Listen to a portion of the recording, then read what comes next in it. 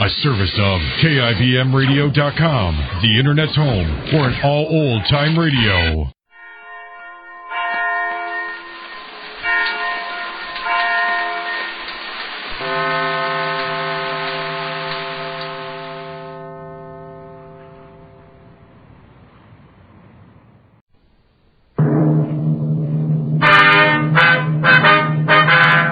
Sound off for Chesterfield.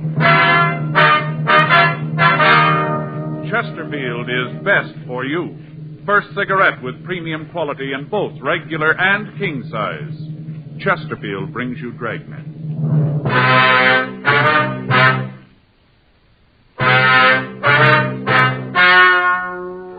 Ladies and gentlemen, the story you're about to hear is true. The names have been changed to protect the innocent.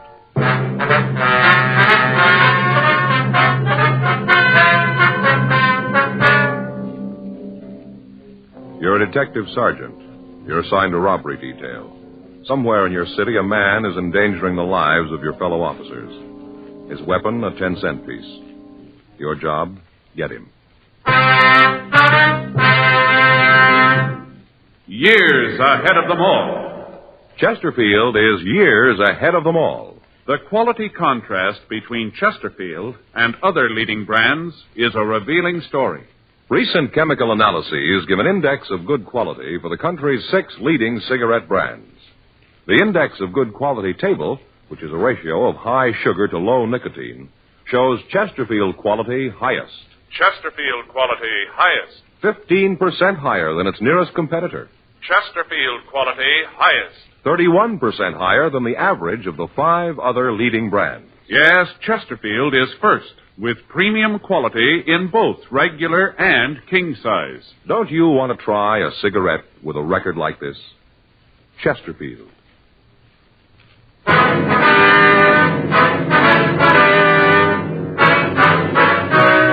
Dragnet, the documented drama of an actual crime.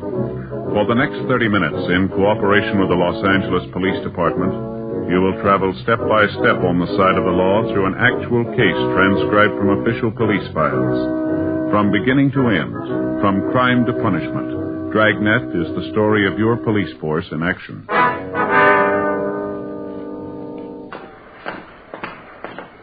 It was Wednesday, May 6th. It was warm in Los Angeles. We were working the day watch out of robbery detail. My partner's Frank Smith. The boss is Captain Didion. My name's Friday.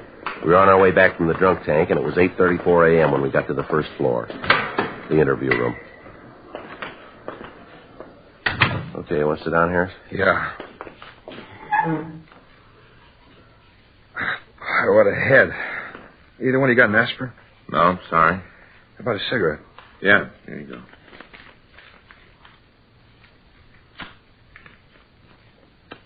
Here, I'll get that for you. Yeah, thanks. Thanks. Boy, what a head. I feel like I'm going to fall off and roll around on the floor. Yeah? Last time I got this tank was in the South Pacific. Natives brewed up some stuff. Tasted like torpedo juice. Took me 3 days to get over that. Hey, what am I in here for? You don't remember? No, not good. A lot of fog. Seems like the last thing I remember is a lot of sirens, fire engines, cops, a lot of noise. After that, there's a big nothing. What'd I do? Well, he called the police department, told them the officer had been shot trying to stop a holdup. Then he called the fire department, told them the Times building was on fire. You're kidding. No, he's not.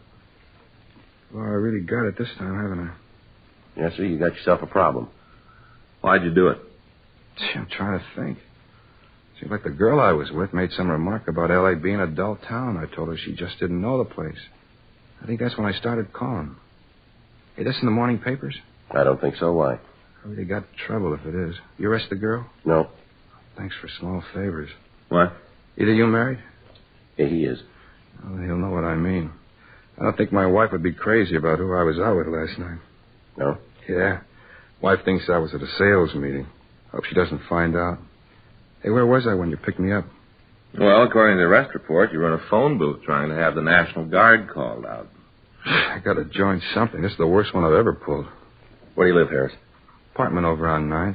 Didn't they get that last night? No. All you tell the arresting officers was your name. I didn't give anybody any trouble, did I? I mean, I didn't start a fight, nothing like that, huh? No. You didn't cause any trouble until they got you down here. Down here? I didn't hit anybody, did I? No, you tried, but you didn't make it. You guys are detectives, aren't you? That's right. How come they send you fellas down here? I caused that much trouble? How long you been in town, Harris? Since I got out of the service. Thinking about 6 years. You said you were a salesman. Who do you work for? Connington and Michaels. How long you been with them? Since I got out, went to work for them right after I was discharged. Ever been arrested before? No. Oh, a couple of traffic tickets, nothing serious. Hey, what's all this about anyway? Well, you guys act you're trying to prove something more than just a drunk rap. What's the pitch? Well, there's been some fellow around town who's been making calls like you made last night. He's been making a lot of them. They all been phony, but we got to send out equipment. Well, you figure maybe it was me, huh? Looks like it might have been. We have to check it out. No, I guess I made the ones last night. You say I did, but that's it. Hey, you mind if I take another cigarette? Yeah, here. Help yourself. Thanks. Here's a match. Thanks. Thanks. No, I'm sorry. You guys got the wrong fellow. No. You can check me. You'll find out you got the wrong man. Uh-huh. How come this is so important? You must get a lot of phony calls. How come this is so big? A lot of reasons make it that way. Yeah? Don't see it myself. Lots of times I see fire engines go out in false alarms. Doesn't look like it does any harm. Do you remember how many units were with you last night? No. Must have been a lot of them. Well, 15 police cars answered the officer's need help call before they could get a code 4 out on it. There were 5 units of fire department equipment there. I suppose that equipment had been needed someplace else on a real call. Yeah. See what you mean. It's not just the equipment being out of service. Every time a unit rolls on a call, there's the chance that somebody's going to get hurt.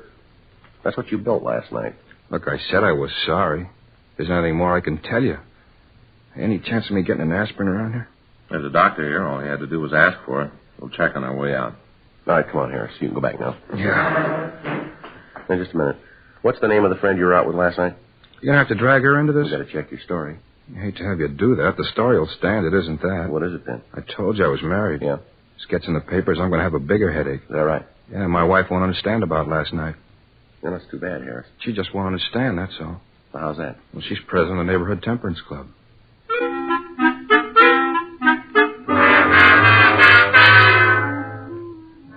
a.m. James Harris was returned to his cell to be held to answer charges of violation of Section 4127A Municipal Code. Frank and I called the woman he'd said he was with the night before.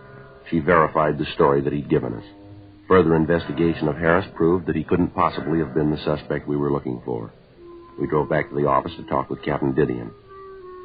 For the past 3 weeks, both the police and fire departments had been getting a number of false calls, apparently from the same person. The officers on the complaint board told us that they had gotten so that they almost recognized the voice of the caller. They told us that it sounded like a male voice, and the caller could be middle-aged. The person had no noticeable accent or speech peculiarities. They'd tried to hold the suspect on the phone when they were certain that it was the same caller, but they'd been unable to do so. Most of the calls the suspect put through were of the emergency type. As a result, we had to send men and equipment to the reported scene, even though we might think that the call was a false one. The calls averaged 6 a week during the period that the suspect had been operating. In cooperation with the members of the fire department, Frank and I were assigned to try to apprehend the person making the calls. The operation was simple. The individual would call the board, give an address that we couldn't check out, and then describe what had happened. The address given was usually a corner, so that it was impossible for us to make verifying phone calls. In each instance, as soon as the suspect would report the disturbance, he would hang up. The operation was simple and untraceable. 11:17 a.m. We finished talking with Captain Didion and left his office. All right, Skipper. Check you later. Boy, he's in a great mood this morning, you know. Do you blame him? The way this thing's going, we're no nearer to breaking it. Yeah. Joe, it figures the guy who's doing this is going to be around to watch all the excitement. That's got to be the reason he's making the call, so he can get his kicks. Well, it figures he's got to be in the crowd someplace. So? Well, let's try to get a hold of the newspaper pictures. Try to check them. Find one person who's at the scene. Might work. Well, it's someplace to start, isn't it?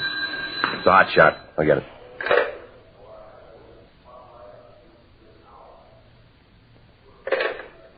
Gonna have to wait. Bank robbery in progress.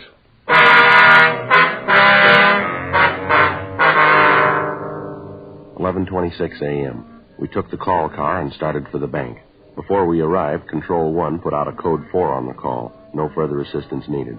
It was another false alarm. We completed our investigation, and on the way back to the office, we answered an ambulance follow-up call 2 blocks from the bank.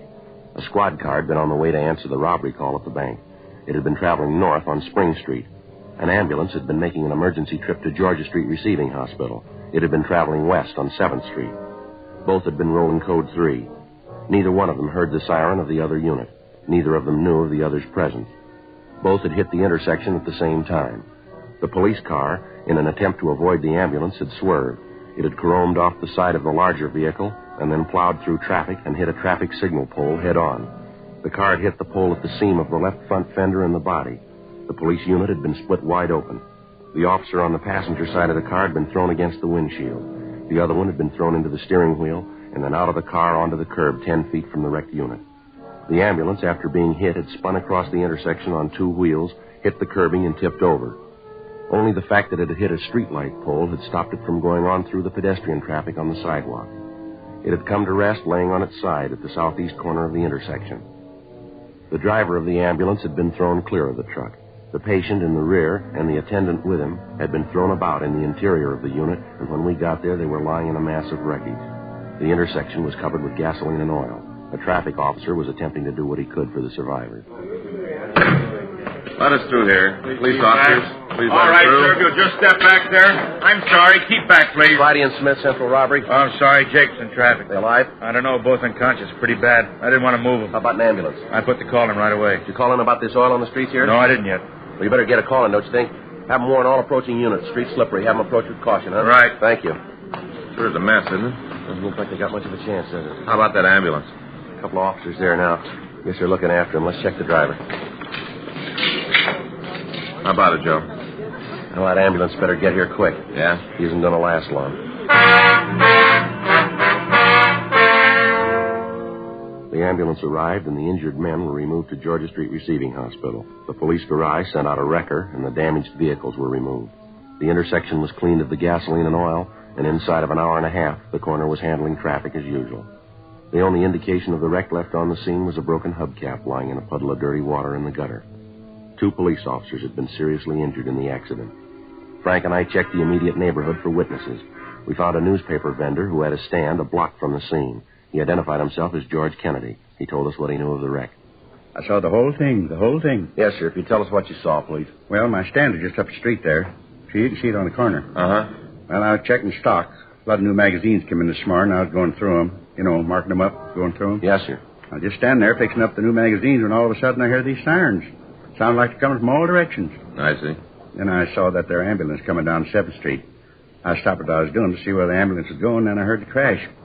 Terrible. Did you see the accident, Kennedy? Well, not at first, no. I saw it right after I heard the brakes. I didn't really see it at first, you know, just after I heard the brakes. And then I looked up and saw what was happening, and I started to run down there. Mm-hmm. Saw the cars all smashed up. Right after that, I saw you guys come up, and then the other ambulance. And that's about all. Nothing more I can tell you, I guess. Anything I can do to help? Anything at all? No, sir. How about the officers in the car? Are they all right? I heard one of them was dead. Any truth in that?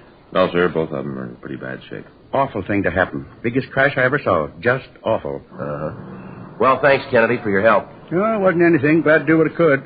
Anything else I can do, if you guys just let me know. All right, Kennedy. Thanks very much. Oh, not at all. Glad to do it. Sure, terrible thing. No need for it. Such a waste. Yes, sir. If they die, it'll almost seem like they was murdered, won't it? Yes, sir. From here, it looks that way.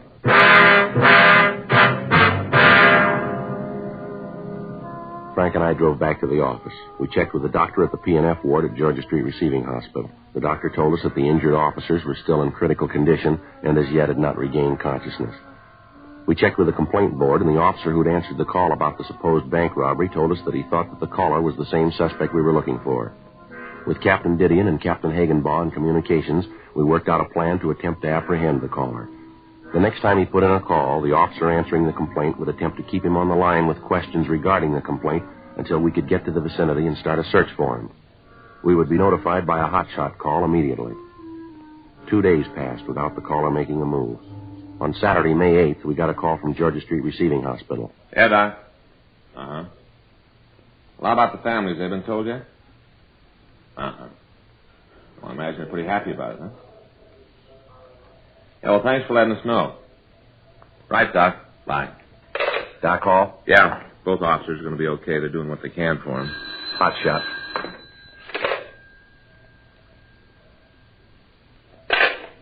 Well, maybe we can do something for him. Suspect's on the phone now.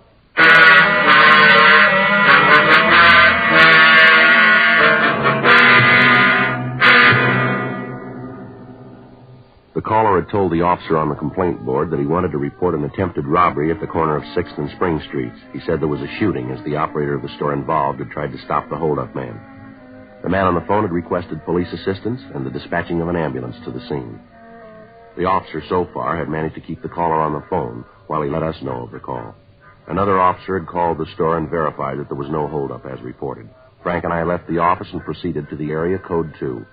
We felt that if the suspect heard the siren of a unit, it might alarm him and we'd lose him. We arrived at the corner 4 minutes after we'd gotten the hot shot. Frank took one side of the street and I took the other. We worked our way down 6th Street, spotting all of the stores with public telephones. It took us a little over 3 minutes to cover the street for 1 block east. We met back at the corner and started down Spring Street. As time went on, our chances of the suspect staying on the phone dwindled. 12 minutes had passed since the suspect had placed the call. I was covering the east side of Spring Street, and I was almost to the corner of 7th when I walked into a store to check the phone booth just inside the door. The voice was familiar. It was George Kennedy, the proprietor of the corner newsstand. Sure, I can see you. No, my name don't matter. All that counts is you get an ambulance here right away. You don't, this poor man's going to bleed to death. Well, certainly, he's right here, right in the same room. All right, come on out of there. Hey, what's this all about? Come on out of that phone booth. What right you got to tell me what to do? No, don't hang up that phone, Kennedy. You got no business breaking into my phone call. All right, you come out of that booth, will you, right now? Now, stand right there. Hello. Yeah. No, this is Friday. Yeah, we got him. Uh-huh. Yeah, well, as soon as I pick up Smith, we'll be right in. Hold it up, Kennedy. Stop that man. Hey, stop him. Hey, mister, what's the car? You all right, mister? Yeah, did you see where that old man went? No. Sorry, mister. He ran into the crowd over there. I wasn't watching him. I thought sure you were going to get hit by that car. Hey, Joe. What are you doing out in the middle of the street? Well, I had him. It's George Kennedy, the guy with the newsstand. You mean the guy we talked to the other day? That's right. Well, at least we know who we're after. That's a help. Yeah, maybe. We got to get him fast now. Yeah? He knows we're after him. We went back to our unit and got out a broadcast on George Kennedy. After that, we checked the immediate neighborhood, but we were unable to find the suspect. We checked at his newsstand, but the people in the surrounding stores were unable to give us the exact address where he lived. We arranged for a stakeout on the newsstand, and then we went back to the city hall and called the city clerk. We asked him to check the records for the license issued to Kennedy. The clerk's office told us they would check their files immediately and call us back. We ran the name George Kennedy through R&I, but he had no previous criminal record. We checked with Captain Didion while we waited for the call back from the city clerk's office. I got it. Robbery Friday. Yeah? Who? Well, wait a minute. Wait a minute. Hello. That's all we need. What is it? That was Kennedy. Says he knows we want him, and he said we better forget all about it, that we'll never get him. Yeah? Says we might as well give up.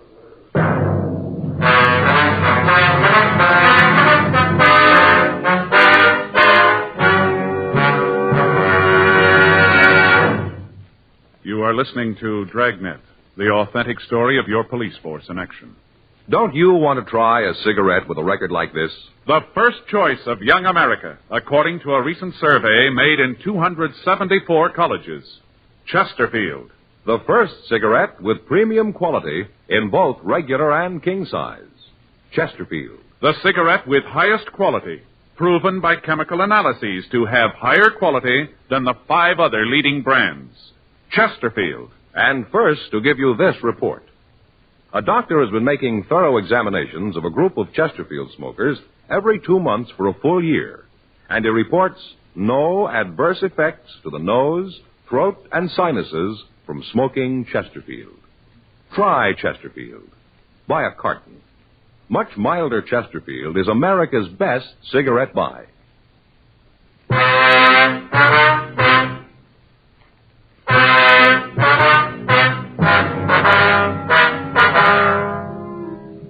A local broadcast was gotten out on Kennedy. The city clerk called back and gave us the home address listed on his application for a vendor's license. We checked out the address, a rooming house on 9th Street, and the landlady told us that Kennedy was not at home, that she hadn't seen him all day. She was able to give us the address of his sister, and after Frank and I arranged for a stakeout on the rooming house, we drove over to see the sister. She lived in a small frame house in the Hollywood area. I suppose I knew that it had to happen. I guess there wasn't any way to avoid it. Ma'am? About George. He's sick. I guess you know that. Yes, ma'am. Have you ever spent any time in an institution of any sort, would you know? No. There were times when I thought about it. We used to talk, try to figure out what was the best thing. Somehow we just couldn't bring ourselves to do it, to commit him. You say we, ma'am. Who do you mean? Oh, me and Harold. Harold's my brother. He's the baby of the family.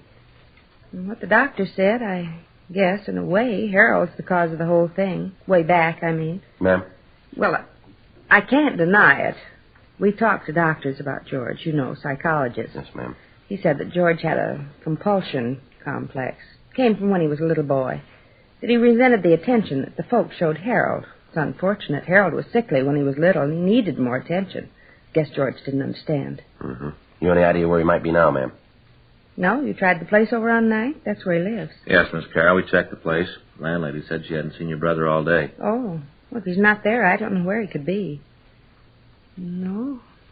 I wouldn't have the slightest idea. Could you tell us if your brother had any close friends in the city? Anyone he might go to? None at all. I'm sorry I can't be of more help. Well, do you have a recent picture of your brother, ma'am? Well, yes, I think I can find one for you. Why do you want it? Well, we needed to find him, Miss Carroll. Oh. Well, I have one that was taken this year at George's birthday party. I took it with one of those cameras that develop right away, you know. Yes, ma'am. What if you'd be kind enough to get it for us? Surely, I think it's in the desk. I'll get it for you. Thank you. Oh, excuse me a minute. Surely. Hello? Oh, yes. What? Uh-huh, they're here now. I don't know what to think. Yes. Yes, I know, but it's too late for that now. The important thing is to find him before he does something more. Yeah. Well, I'll call you back. I don't want to keep the officers waiting. All right, bye. That was Harold. He heard about George. Mm-hmm. It's possible your brother might go over to his place. No, that's the last place he'd go. What if you could give us his address, please? Well, sure, I can give it to you. I know that George wouldn't go there, though. Why are you so sure, ma'am? I told you about the birthday party. Well, George and Harold were there, just a family sort of thing. At least it started out that way. The way it finished was awful. George and Harold got into a big fight. They were always arguing. What if you get that picture for us now, Miss Carroll? Oh, yes, right away. It's here someplace. Harold just said that we should have put George in an institution a long time ago. We should have had him helped. I guess he's right. I guess it's all my fault. Why do you say that, ma'am? Well, it was me that didn't want George committed. I was the one who fought against it. I was so sure that everything would work out all right. Oh, here it is. Yes, ma'am. That's George. He got a paper hat on. He'd come out of one of those little snapper things. George liked things like that, kid things. I guess he never grew up. Yes, ma'am. Always lived in a dream world. Made it up himself. Thought that everybody was persecuting him, that people were after him. It's so silly it wasn't true. I'm afraid it is, ma'am. What? We're after him.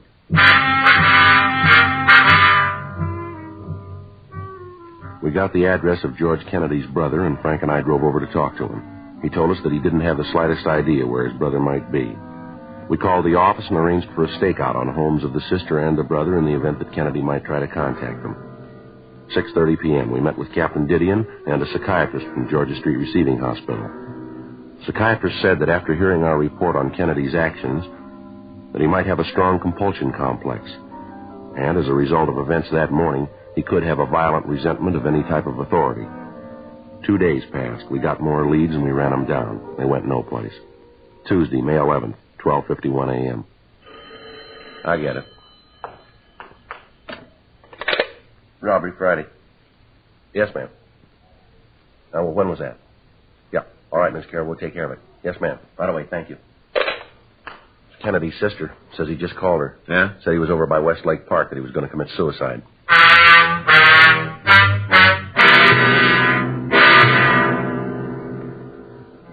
(1:02 a.m.) We called the complaint board and told them what had happened. They contacted all available units and asked them to proceed to Westlake Park, Code 2. Frank and I drove to the area. By the time we got there, several units had responded to the call. As yet, none of them had seen Kennedy. From the bridge on Wilshire, 2 men had been watching the lake, and up to the time we got there, they'd seen no activity on the surface of the water.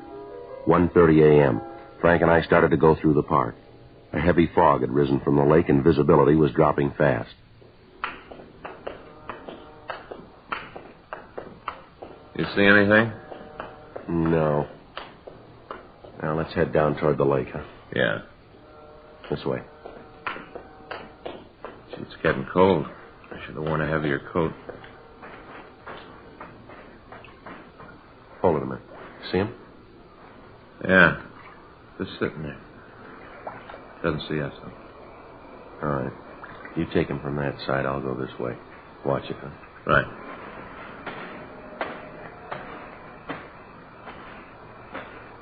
Who's there? Who is it? I know you're there. Who is it? I got a gun. Now you come any closer and I'm going to shoot. I can see you, you know. I can see you. You get away from here. You get away right now or I'm going to shoot. All right, I warned you. Put that gun down, Kennedy. Yeah, I knew you were there. I knew it. You thought you could sneak up on me and get me and I wouldn't know it, huh? That's what you thought, ain't it? Huh? Ain't it? Nobody's trying to sneak up on you, Kennedy.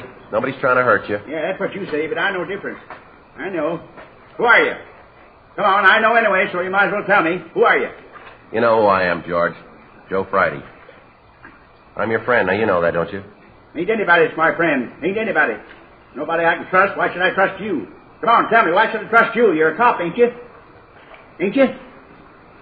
You know that, George. We met before. You know I'm your friend, too, don't you? No, you ain't. You ain't my friend. You want to take me away and lock me up. It's not true, George. I just want to talk to you. Just sit and talk, that's all. You stay away from me. I'm not going to tell you again. I don't want you near me. Now, take it easy, George. No, you ain't going to get me. I'm going to get away from you. Away from all of you. All right, wait a minute. Yeah. I know all about you. I know you ain't going to get me. I can't swim. Somebody help me. Help. All right, Kennedy, take it easy.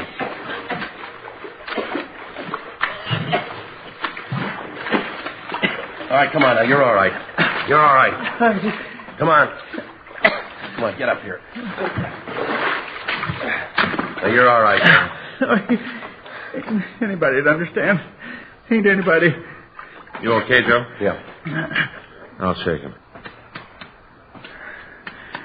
He's clean. I couldn't even get a gun. Couldn't even get a gun. Never could do anything right. Just nothing ever went right. Wasn't anybody that understood. Nobody that knew what I wanted. Nobody cared about me. Nobody cared. You're wrong about that. Huh? We do.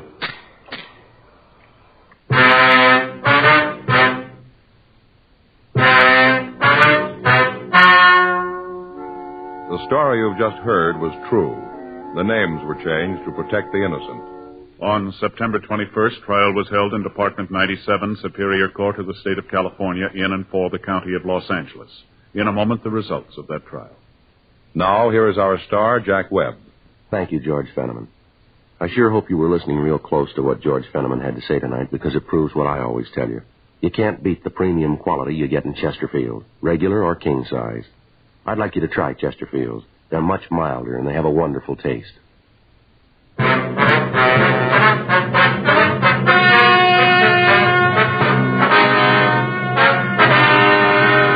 The case of George Hoyt Kennedy was referred to the city attorney. Due to the mental condition of the suspect, the case was then referred to the psychopathic detail at Georgia Street Receiving Hospital. After due process in Superior Court, the suspect was committed to a mental institution for treatment. Ladies and gentlemen, we wish to thank the editors and readers of TV Radio Mirror magazine for their awards to Dragnet, and their 6th annual award issue, now on sale at your newsstand.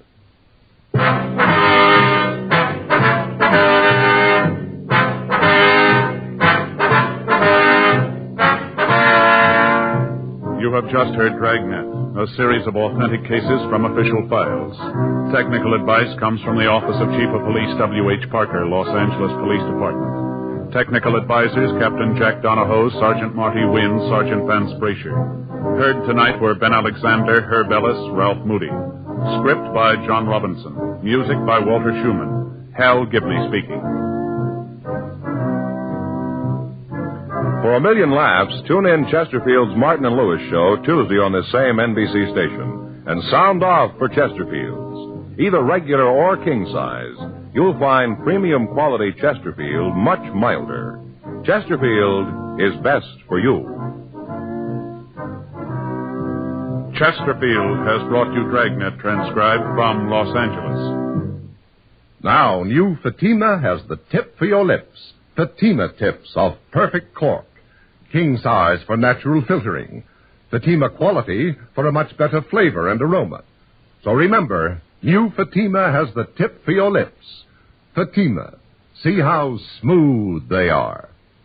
Remember, Fatima is made by the makers of Chesterfield, Liggett & Myers, one of tobacco's most respected names.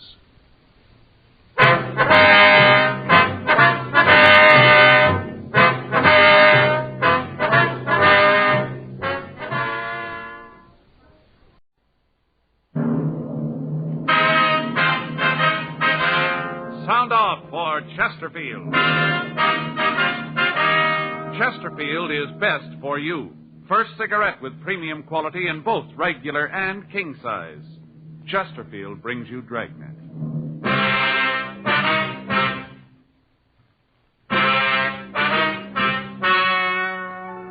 Ladies and gentlemen, the story you are about to hear is true. The names have been changed to protect the innocent.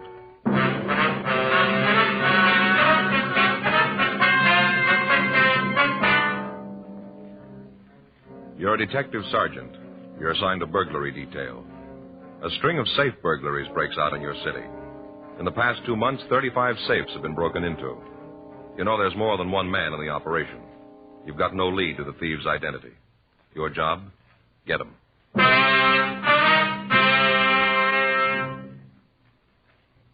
Years ahead of them all.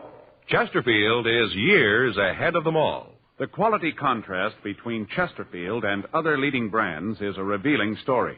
Recent chemical analyses give an index of good quality for the country's 6 leading cigarette brands. The index of good quality table, which is a ratio of high sugar to low nicotine, shows Chesterfield quality highest. Chesterfield quality highest. 15% higher than its nearest competitor. Chesterfield quality highest. 31% higher than the average of the 5 other leading brands. Yes, Chesterfield is first, with premium quality in both regular and king size. Don't you want to try a cigarette with a record like this? Chesterfield.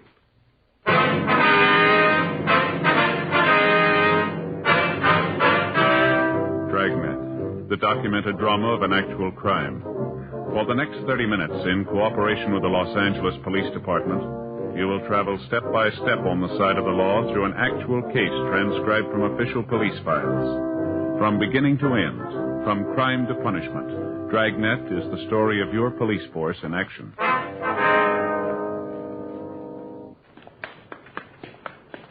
It was Tuesday, August 18th. It was warm in Los Angeles. We were working the day watch out of burglary detail. My partner's Frank Smith. The boss is Thad Brown, chief of detectives. My name's Friday. It was 1:34 p.m. when we got to the second floor of the Central Jail building, the crime lab. Couldn't sleep last night.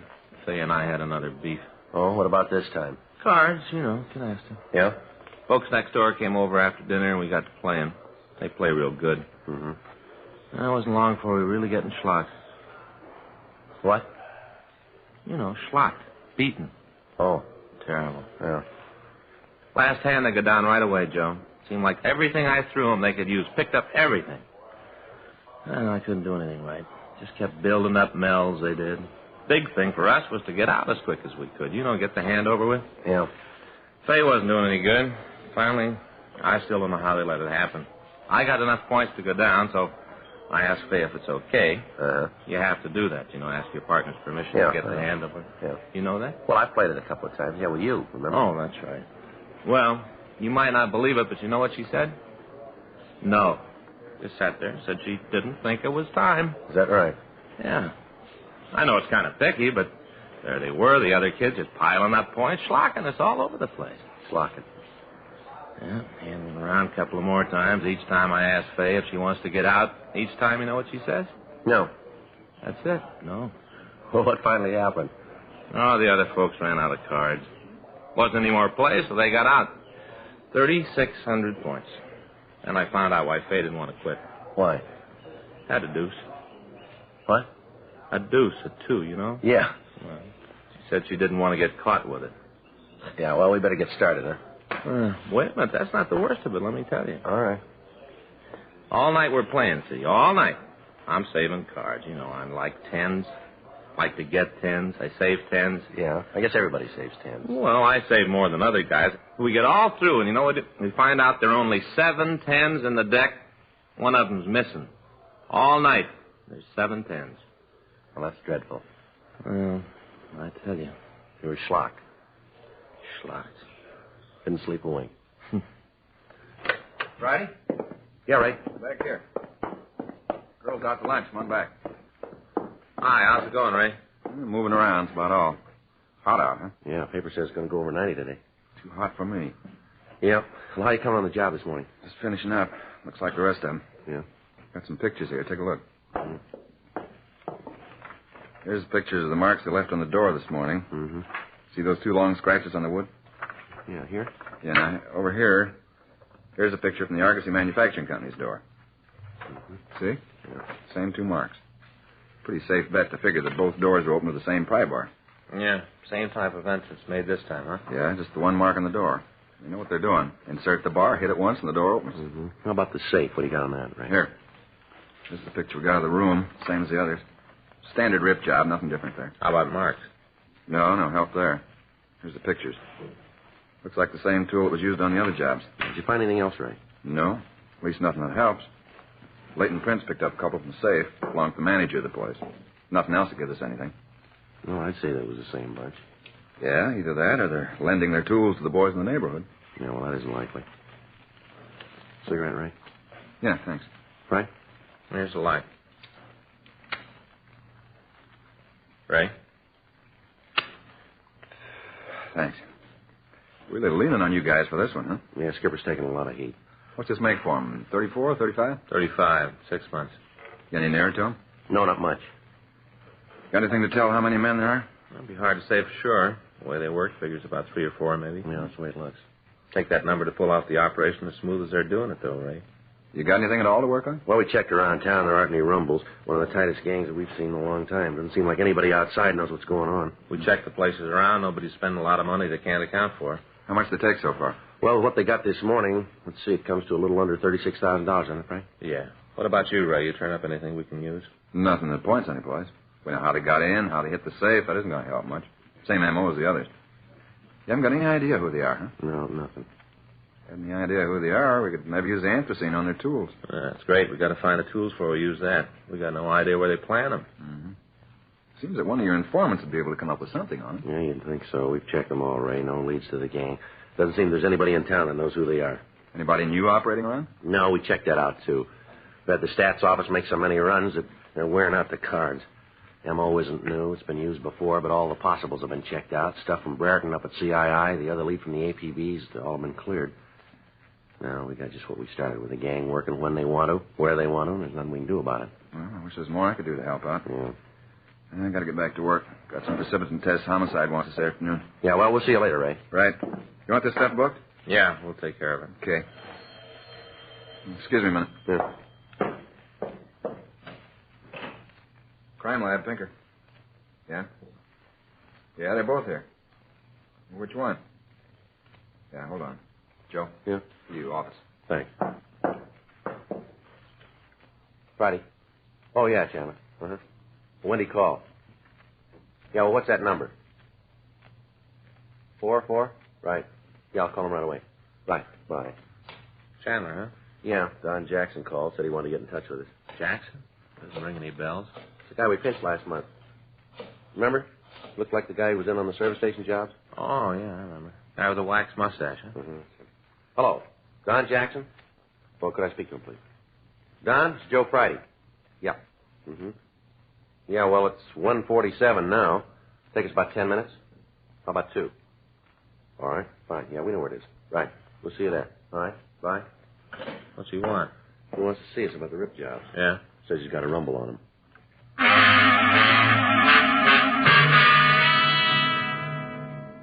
Don Jackson had been a suspect in a series of service station burglaries we'd investigated. He'd been picked up and interrogated, but investigation showed that he couldn't have been involved in the thefts. Since he'd been released, we'd heard nothing from him, and as far as we knew, he'd gone back to his job in a downtown clothing store. From what he told me on the phone, he had some information about the current series of safe burglaries. 1:48 p.m. Frank and I left the crime lab and drove over to the store where Jackson worked. He managed to get relieved, and he took us to a small coffee shop near the store. We sat down and ordered some coffee, and Jackson told us what he knew about the burglaries. Now, I could be wrong about this. I don't think so. But outside it could be. Uh-huh. Donnie, you got any one reason for figuring that the Scott fellow's tied in with the jobs? Well, nothing I can put my finger on, you know. Just that the guy's never done a full day's work in his life. Don't think he knows what a callus is. Yet he's always loaded, always got a roll. It's real, too. Not like them you see sometimes with a big bill on the outside and ones in the middle. Now, this guy's loaded, you know? Yeah. Where'd you meet him? Well, I was sitting in a bar down the street one night, having a belt before dinner. We got to talking, ended up eating together that night. You remember when this was, Don, when you first met him? Well, let me see. Yeah, it was the day I got the trench coat from England. Now, let me see. That make it about August 4th. Yeah, it was the night I got the coat. Come to think of it, that's what got us a talking, the coat. I don't understand. Well, you see, I got this here coat. I had it sent over from England. It's a real beauty. All kinds of linings and wind straps in the sleeves. It's great, you know. Uh-huh. Well, I had to send this coat to the store. Got down the 4th. I had it with me that night. And Scotty noticed it, and we got to talking about clothes and went to dinner. He asked me how much the coat cost. I told him run about 40, maybe $50. He asked me if I could get one for him, and I told him sure. It'd take a couple of weeks. Uh-huh. Well, he asked me to send a letter to my friend, Airmail Special, and ask him to send the coat over by express. I told him I would, and then he asked me if I wanted to pay me then. Yeah. I told him no, wait till I knew just how much the coat was going to run, you know, duty and postage and all that. Yeah, I know. Well, he said that'd be okay with him. I saw him a couple of times after that, and every time he'd ask about the coat. I told him that was in the works, you know. Mm-hmm. Well, finally got the coat. It was beautiful. Never saw the guy again. I'm out $46. Crummy Scotty, leave me with that coat. My own money, too. $46. I don't make enough to lose that kind of money, you know. Well, that's too bad, Jackson. But why do you figure this guy had anything to do with the burglaries? Well, now, I just told you. For one thing, the money. Always had a lot, but he never had a job. No place to get the money. Not only that, but one night, well, I saw him. We were going out to dinner. And he said he couldn't quite make it then. That something had come up. That he had to take a rain check, you know. Uh-huh. Well, I asked him what had come up, what was so important. He said he had to see a guy over in East L.A., some sort of a business deal. You say what this deal was about? No, he wouldn't say. The next day he shows up loaded. Got a roll on and choke a horse. Now, I asked him where'd he get it. I kid him about being one of the guys who ripped the safe in the Argosy plant. What'd he say to that? Nothing. Just got real serious, you know. Asked me why I asked him that. What made me think he was in on the job? I kept telling him I didn't know anything about it. I was just kidding. He finally bought it and said it was okay, but he said I shouldn't go around saying things like that. All right, go ahead. Well, I got the coat and looked Scotty up to give it to him. Wouldn't pay for it. They lost the coat thing up or something. I don't know, sent the wrong size, and I'm stuck with it. He wouldn't have anything to do with it. I figure since I ordered it for him, it ain't my fault that it's big. He should pay for it, you know, $46. Now, any way you look at it, I laid out the dough. I figured he should make good on it. He wouldn't do it. And I got sore, and I figured that maybe you'd like to know how he acted about the Argosy job. Lousy bum. $46 that coat cost. You know where this Scott lives? No, I haven't got the slightest idea. But I got his phone number, though. I'll give you that. Can you give us a description on him? Sure, he's a sneaky little guy. No wonder the coat won't fit. Little bitty guy, you know. Yeah. Now, you say his full name is Leonard Scott, is that right? Yeah, crummy bum. I hope you get him. Well, we'll talk to him, Don. If he knows something about it, I'll bet money on it he knows.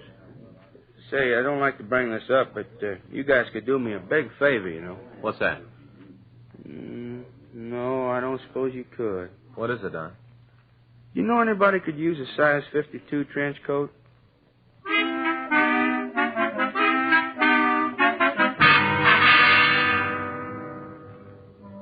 We continued to talk to Don Jackson. We got the description of Leonard Scott and his phone number.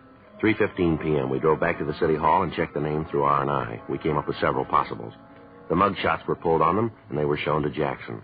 He was able to identify one of them as the man he'd told us about. The suspect had a record for burglary and had served 2 terms in the state penitentiary at San Quentin. He'd served his full term and was not on parole.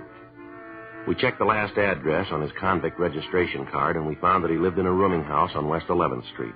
The phone number he'd given Jackson was the same as the one on the registration card. We drove over to talk to him. We found that he wasn't in his room, and from the landlady we learned that he was expected back around 7 that evening. We checked his room in company with the landlady, and then we called the office and told them where we were in the event they had to contact us. We waited in the living room of the house for the suspect to return. 7:15 p.m. Joe. Yeah. He matches the description, doesn't he? Come on. Just a minute. You Leonard Scott? Yeah. Who are you? Police officers like to talk to you. What's this all about? Be better if we went up to your room. Oh. All right, come on up. Can't you give me some idea what this is all about? We'll talk to you about it. Go ahead. Open the door. Go ahead. Yeah.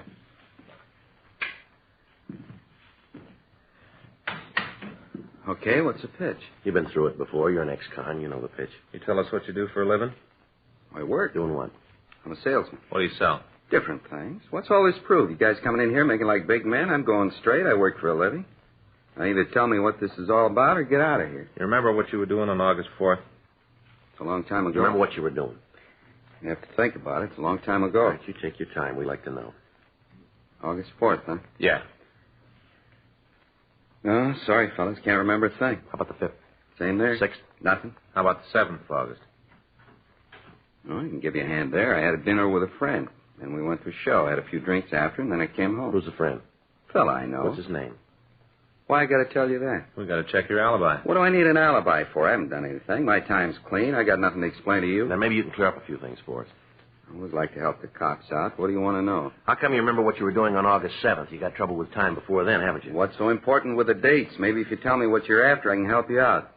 You quit being cagey, maybe I can come up with the answers. The Argosy manufacturing plant had their safe ripped open on that night. You look good for the job. Oh, you're out of your mind. Yeah, we got a witness who tells us you showed up with a pocket full of money the next day. You've fallen twice before for burglary. You can't account for your time before or after the date, but you happen to have an alibi for the night of the heist. You got no steady job, but you got plenty of money. Now, come off it, Scott. We got you nailed for the jobs, and you know it. You got a choice of giving us a hand on this thing. It'll be marked down in your favor, or you can be a big man and stand for this thing alone. It's up to you. We'll play it any way you want. You figure you can make me for the job? Looks like it won't be too tough. You're in the middle, Scott. Why don't you cop out? What do I get for turning pink? I told you it'd be marked down that way. How about it, Scott? All right, I guess I got to go with you. I wasn't in on the jobs. I didn't really have anything to do with the casing. It helped a little bit. Not much, just a little. Where'd you figure in it? Once I worked as a lookout for him. Who are they? I can give you the names. Like to see you get 'em, lousy bunch. Hope you get 'em good. Make every one of 'em lousy bums the way they treated me. What do you mean by that? Big deal. Had the cops running around in circles. Big deal. Nothing. Work along with them. Everything will be fine. Big deal. How many of them are there?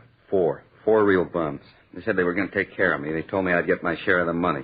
Lousy liars. One job I was with them. After that, they told me I hadn't done enough to earn my way, that I wasn't any help to anybody. Well, next time you see them, you can tell them. Yeah? They were wrong.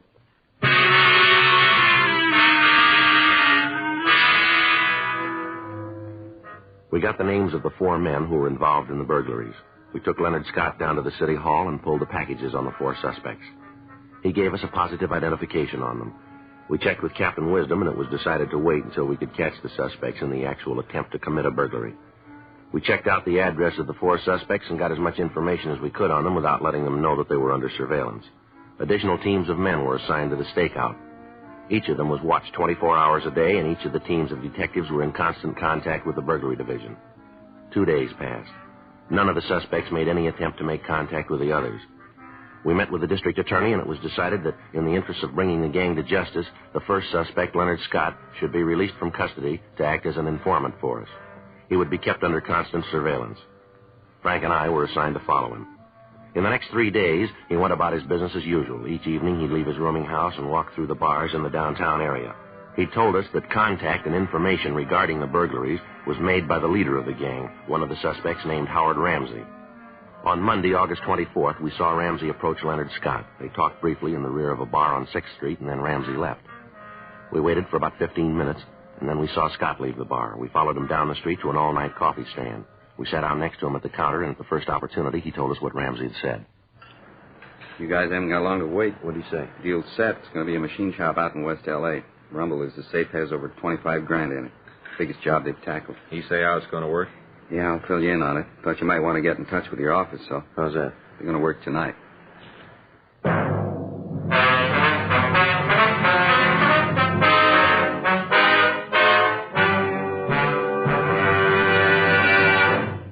You are listening to Dragnet, the authentic story of your police force in action. Don't you want to try a cigarette with a record like this? Chesterfield, first to give you premium quality in both regular and king size. Chesterfield, first choice of young America.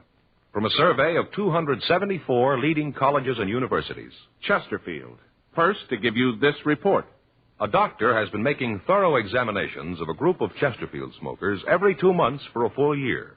And he reports no adverse effects to the nose, throat, and sinuses from smoking Chesterfield. Try Chesterfield, regular or king size. Chesterfield is America's best cigarette buy.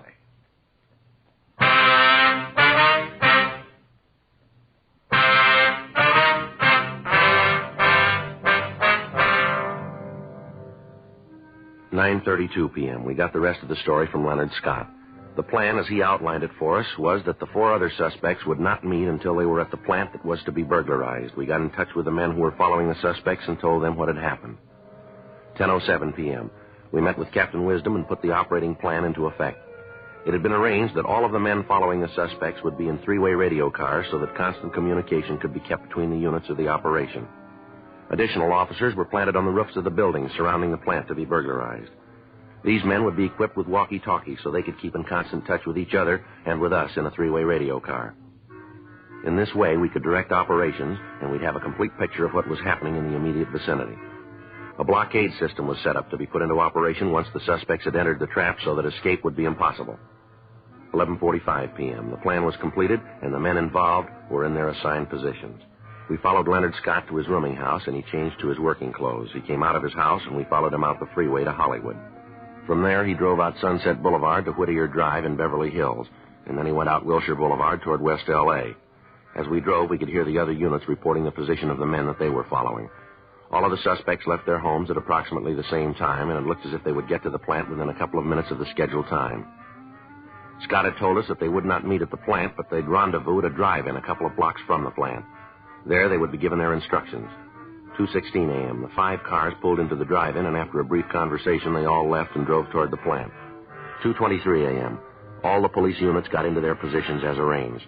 Frank and I took up our position, and we listened to the reports coming in over the radio. Unit 1 KY80, Unit 1 KY80, Rubles, come in. Unit 1 KY80 to Rubles, go ahead. I'm on the roof of the building directly across the street from the factory, Joe. I can see the suspects now. How many of them are there? I can see 3. I think there's a couple more at the corner as lookouts. Hey, Donovan's down the block. Maybe he can see the others. Unit 1 KY80 to Donovan. Come in, please. Over. This is Donovan. Yeah, there's one of them on the corner down here. He drove up and got out to take a look at the motor of his car. He's over there working on it now. This Rubles, I can see another one at the other corner. He's changing a tire. Got the jack under the car, but he's not trying to get the wheel off. The others are at the factory door now. Do you see anything where you are, Joe? Not much. Shadows across the street. I can't see the doorway. What are they doing now? They're inside now. They forced the lock on the door and got inside. Door's closed. Now, I can't see him anymore, Joe. All units, this is Friday in Unit 1 KY80. All units move in to apprehend suspects. Repeat, move in to apprehend suspects. Units 2R4, 5, 6, and 7, and Unit 2R20 move to blockade positions. All right, let's go. Right.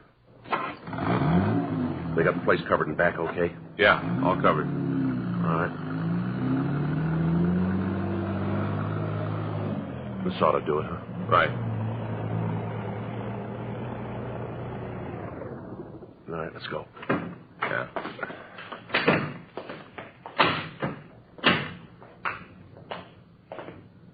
Well, I got the lookout. Yeah, I see. Well, let's take it easy, huh?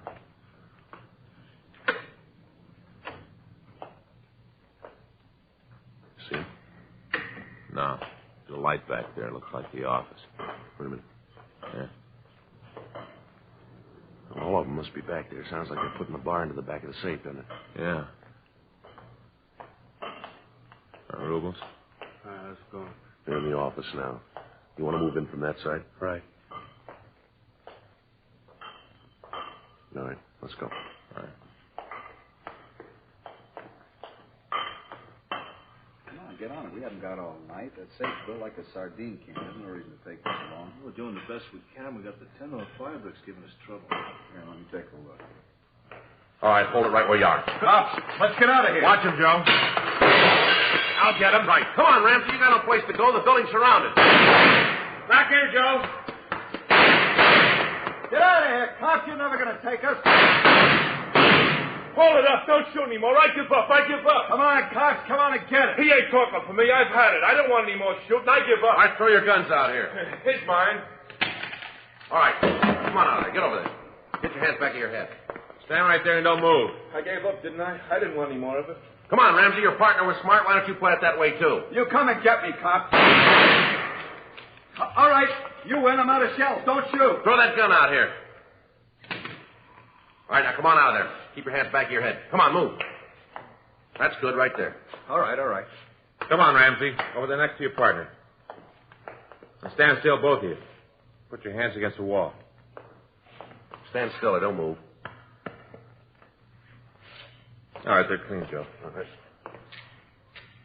There were three of them. Where's the other one? I made a break for the front door. They got him out there. Lousy luck all the way around. How'd you know? Who told you? That doesn't make any difference. Well, somebody had to tell you. You'd never have found out if somebody hadn't told you. Yeah, that's right. Come on, let's go now. Well, who told you? Who turned Fink? Somebody had to tell you, didn't Well, they? don't you worry about it, mister. What do you mean? You're going to have a lot of time to figure it out. Now, let's go.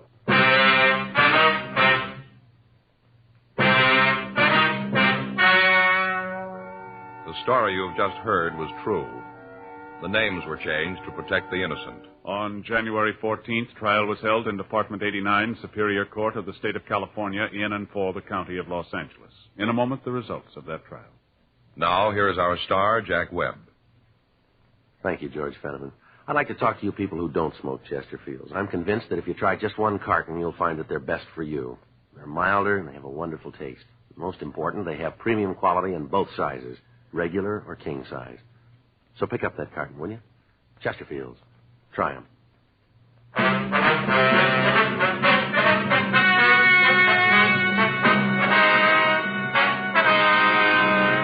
Howard Allen, Ramsey, Jack Irwin MacArthur, and the other two suspects were tried and convicted of 15 counts of burglary in the first degree. They received sentences as prescribed by law. Burglary in the first degree is punishable by imprisonment in the state penitentiary for a period of not less than 5 years. Because of his cooperation, Leonard James Scott was given a lighter sentence, and at the conclusion of his prison term was placed on probation for a period of 2 years. Ladies and gentlemen, we wish to thank the editors of TV Guide for the cover picture and story on Dragnet. You can get TV Guide at your favorite newsstand.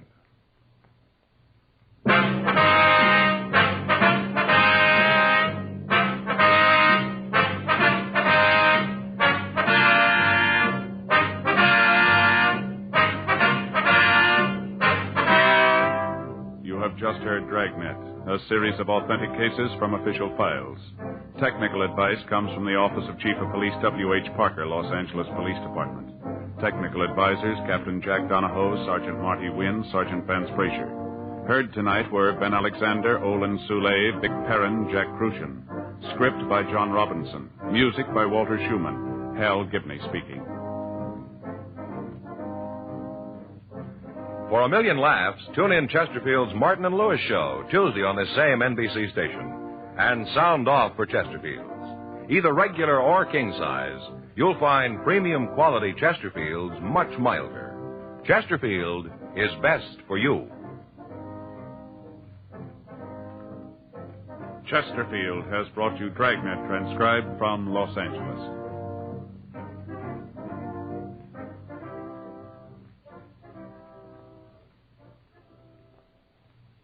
Now, new Fatima has the tip for your lips.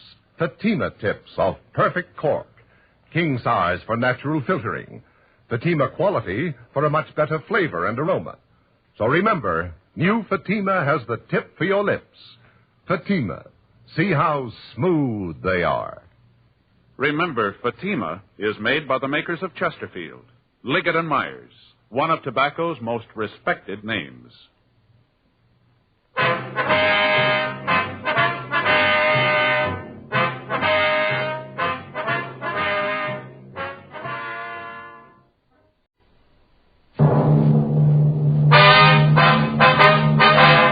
Sound off for Chesterfield. Chesterfield is best for you. First cigarette with premium quality in both regular and king size. Chesterfield brings you Dragnet.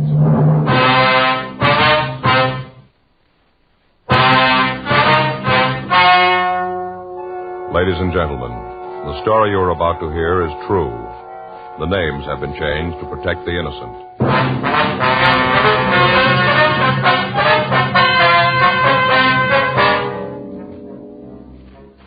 You're a detective sergeant. You're assigned to robbery detail.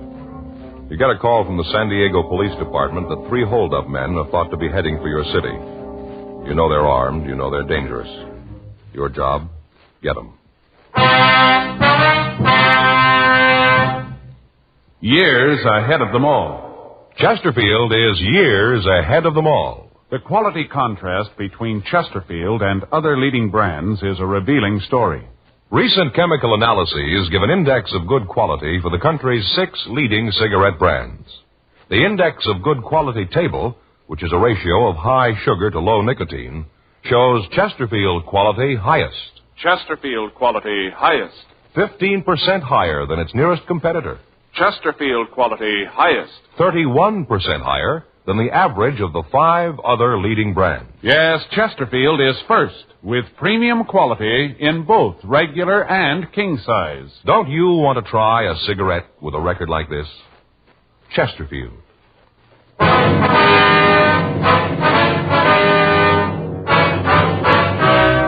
Dragnet, the documented drama of an actual crime. For the next 30 minutes, in cooperation with the Los Angeles Police Department, you will travel step by step on the side of the law through an actual case transcribed from official police files. From beginning to end, from crime to punishment, Dragnet is the story of your police force in action. It was Monday, October 5th. It was warm in Los Angeles. We were working the night watch out of robbery detail. My partner's Frank Smith. The boss is Captain Didion. My name's Friday. I was on my way into the office, and it was 4:58 p.m. when I got to room 27A. Robbery.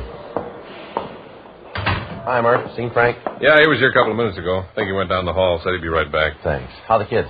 We're in the cycle again. What do you mean? The cold cycle. Oh, yeah. Oldest boy brings one home with him, gives it to his sister. Then it goes to the baby, then to the wife, and then to me. By the time I got it, the oldest boy's ready to catch it again from me. Doesn't seem to be any end to it. Yeah, I see what you mean. Reading the other day where if you take care of a cold, take a lot of pills, stay in bed, you can shake it in a week. Really? Don't do anything special for it, and it'll take 7 days to get rid of it. Joe? Got an APB here from San Diego. Boys down there really drew themselves a gem. Yeah, can I take a look? Yeah, here it is. Yeah. I can hear him moan all the way from here. What is it? Well, I had a jewel robbery at a hotel on the coast. 3 men took $135,000 in jewels and at least $15,000 in cash.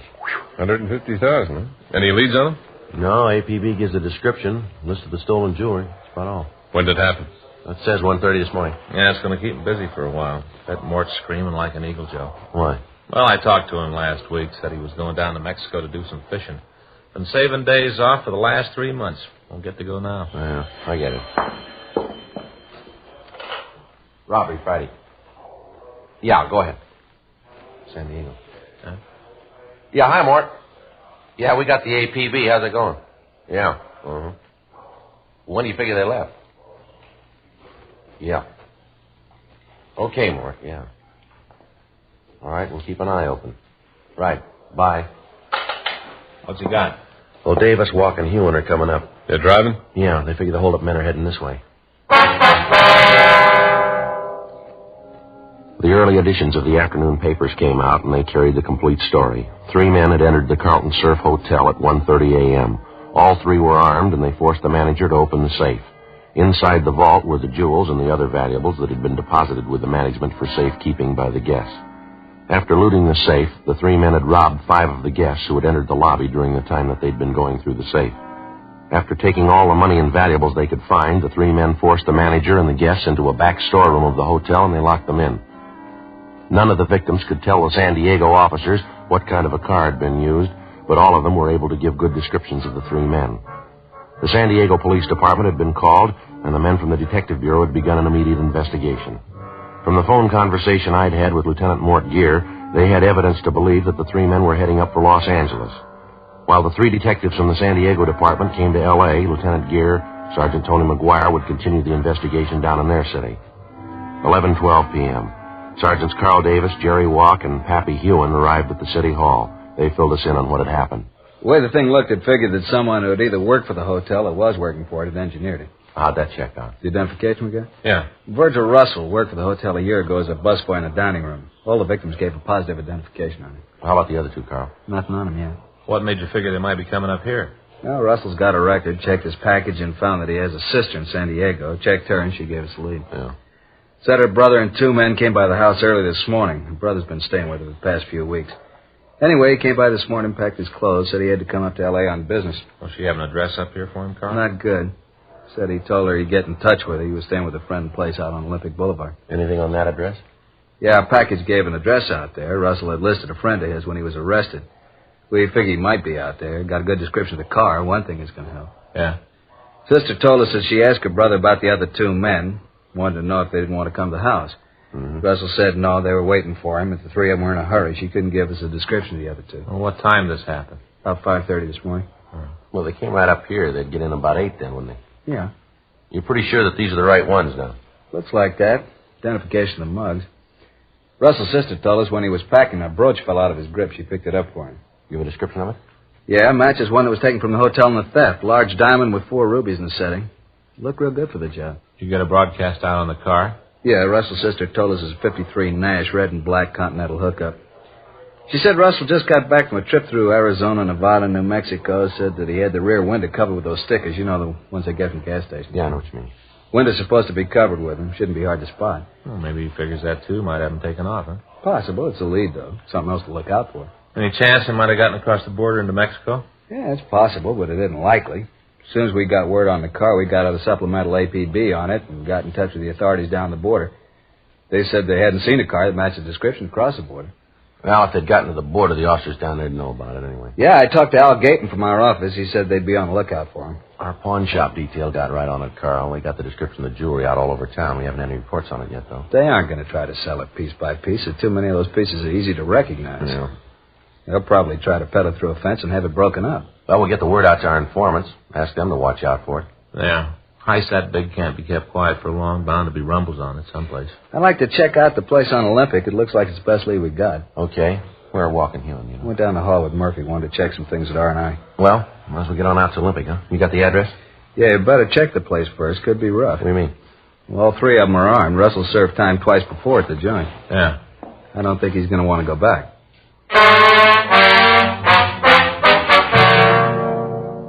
We checked the name of Russell's friend through our files. We found that he had no record. We drove out to the address on Olympic and we talked with the neighbors. From them, we found out that it was not a private residence. We talked to the woman who lived next door.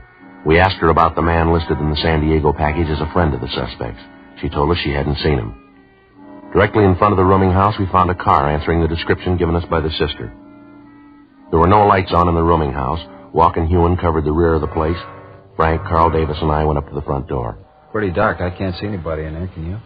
No, I can't. Check the window, see if I can spot anything. Right, Carl. Well, let's try the door. Yeah.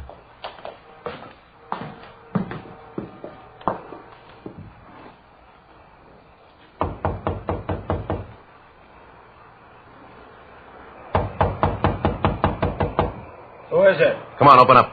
Beat it. Nobody gets in here. All right, Frank, let's hit it. All right, stand right where you are. Hold I'm on. not doing anything. What are you doing breaking in Get here your like hands out, this? funny. Sure. I'll shake him, Joe. He's clean.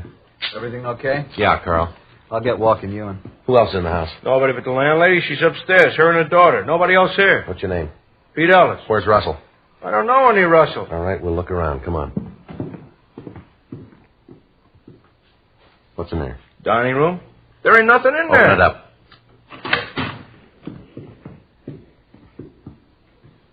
See? Nobody here. No. All right, we'll check the other rooms. Where's this door go? Bedroom. Ain't nobody in there. Open it up. Joe, nobody in the kitchen. Check the back porch. Walk and Davis are upstairs. All right, we'll try this one here. Come on, you open it up. It's locked. I can't get in. There's a key in the door over here. Let's see if it fits. Virgil! Virgil! Get out! Virgil, it's the cops! Get out! All right, get out of the way, you. Come on, let's hit it. Get out! On the bed, Joe. I see. All right, come on, you out of that bed. Hey, Joe? Yeah? There's a bottle of sleeping pills on the table here. Yeah, an empty bottle of whiskey. I guess he's dead drunk. Upstairs is clean, Joe. Russell, huh? Yeah, he's drunk. I guess we're pretty lucky. Under his pillow there? Yeah. 3 guns.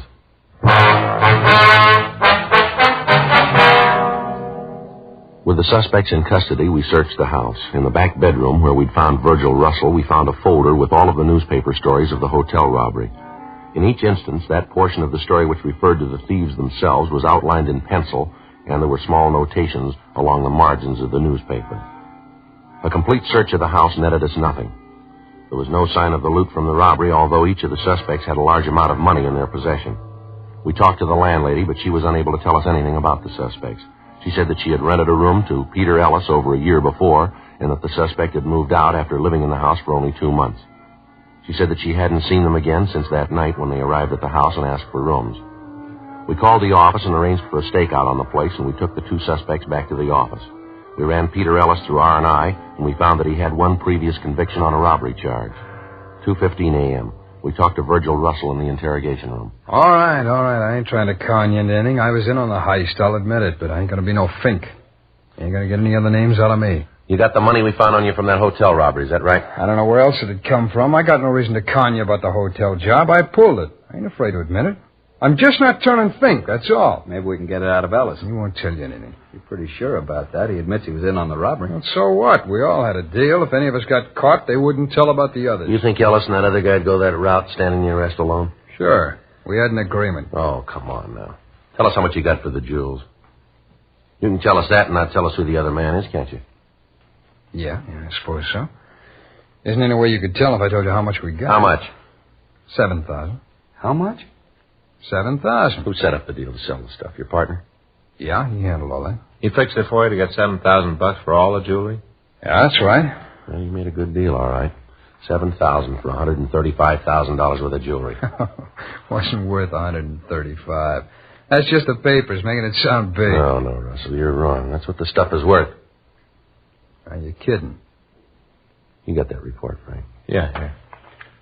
Now, wait a minute. That's maybe what they claim the stuff is worth. But you know how people are always jacking things up on the insurance companies. The stuff was worth, well, maybe $15,000, not a cent more. Yeah, Joe, here it is. This is a report you got from the insurance company, Carl. That's it. Would you like to read it yourself, Russell, or do you want me to read it to you? Well, let me see. Uh-huh. What a lousy bum. Oh, no good. He's a thief, that's what he is.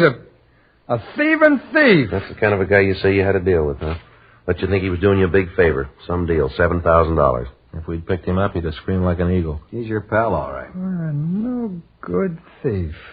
I can't believe it. Who'd he sell the stuff to, do you know? No, I don't, and that's the truth. I saw the guy, but I don't know who it was. How'd the deal work? Earlier tonight, we got together out in Westwood. He called the fellow who was going to handle the deal, told him to meet us there. Who's he? A Fink, a lousy Fink. What's his name? Payne, Al Payne. How do you spell it? Last name? P-A-Y-N-E. You got a record? No, I don't think so. I never heard him talk about it. You give us a description? Yeah. That stuff was really worth $135,000. He said it was a lot of talk, newspaper talk, he said. Oh, brother, what a laugh. What's his Payne look like? Oh, he's about 37, maybe 150, 60 pounds. Bald. A little bit of hair on the edge of his head. I'll check the name through R&I, Joe. Right. You want to bring the mugs back here? Yeah. Russell? Yeah? That first name, is it Alfred or Albert? I think it's Albert. He's some kind of a promoter. I don't know what he promotes. I think it's just a dodge, kind of a front. I'll be right back, Joe. All right. Let's go ahead with the story about the buy, huh? All right. Where was I? You said you went out to Westwood. Oh, yeah. Well, we were supposed to meet out in the parking lot for the ice rink. Big place out there. Well, we met this guy, the fellow Payne called it. He looked at the stuff, said it was worth maybe $15,000 the way it was. But he said it had to be broken down before it could be sold. That it wouldn't bring that much when it was all broken down. What'd Al say to that? Well, he agreed to it, said it was true. He went right along with it. Lousy deal. He was probably in on the whole thing. Wouldn't be surprised. I just can't get over it. We had all that stuff and didn't know what it was worth. You got any idea who this guy is?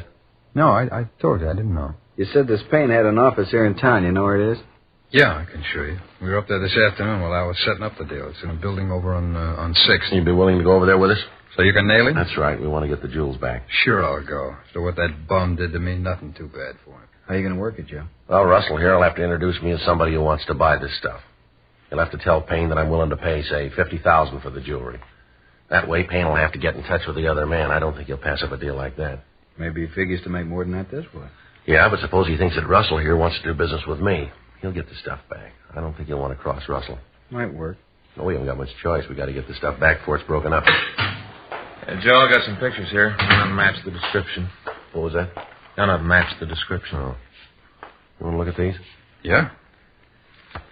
Joe's going to go see this Payne with Russell and Ellis, try to get a lead on where the stuff is. How are you going to work it? Well, I'll tell Payne I'm interested in buying the jewels, offer him maybe $50,000. Picture's not here. None of these is Payne. You go along with this plan, Russell? Sure. I'd like to see you get him and get him good. It's pretty risky. It doesn't look like there's any other way. Suppose not. Russell? Yeah? We know Payne carries a gun. I'm going to tell you something. I want you to remember it. All right. You get any bright ideas about tipping Payne off about Joe, remember, we'll have men all through the building. All right. We're not going to start any shooting. Yeah. But we'll finish it.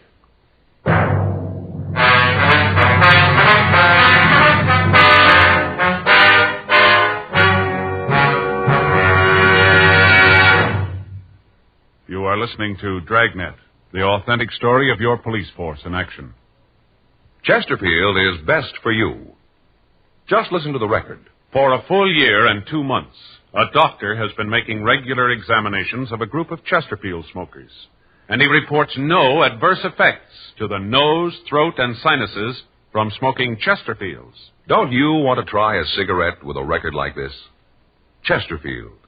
First with premium quality in both regular and king size. Chesterfield. First choice with Young America. And that's from a survey of 274 colleges and universities. Try Chesterfields today. Remember, Chesterfield is America's best cigarette buy.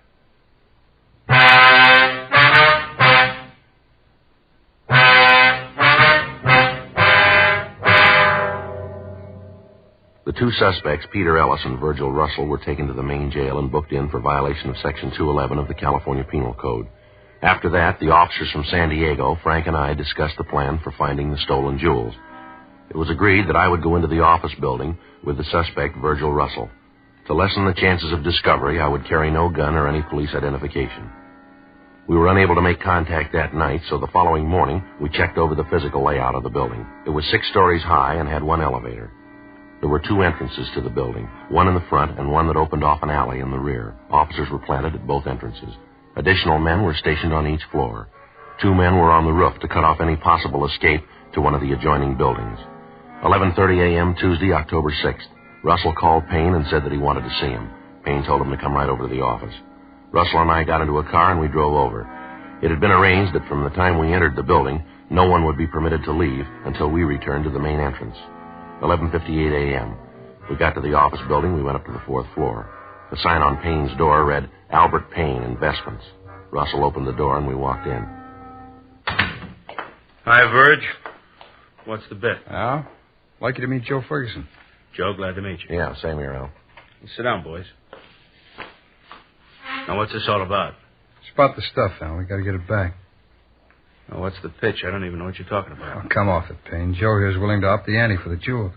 How much? I'll go as high as $50,000. I got to see it first. For $15,000 worth of jewels? Papers say it's worth $135.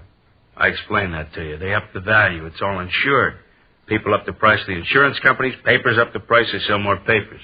I told you. Yeah, and I ain't buying it. I want the stuff back. I never even got my cut of the $7,000. Ellis feels the same way. I told you the money'd be coming. Well, it ain't coming anymore. I want the stuff back. I don't think we can do that. Most of it's already broken up. No, not much of it could be broken up in the time that he's had it. Guy that bought it isn't going to like it. Well, that's tough. You just tell him to stop breaking it up. Tell him we want it back. Where do you figure to sell the jewels?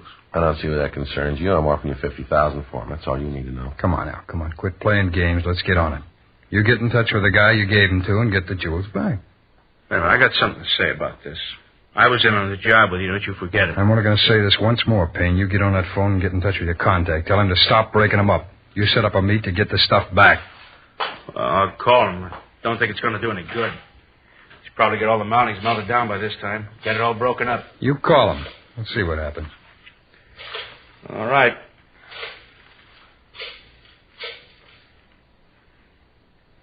Now, let me talk to Fred. Fred, this is Al. Yeah.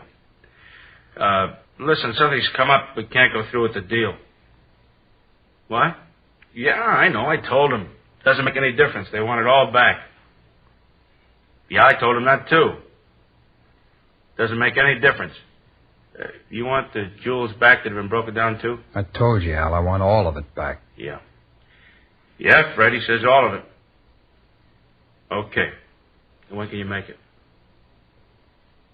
Yeah. All right. Yeah, we'll see you then, right. Okay, bye. They'll have the stuff for you tomorrow night. Why does he have to wait that long? How do I know? He just said he couldn't get it any sooner. You should have let me talk to him. I'd have told him. Yeah, sure. How much of it's been broken up? Well, hardly any. Just got started. Fred says almost all whole.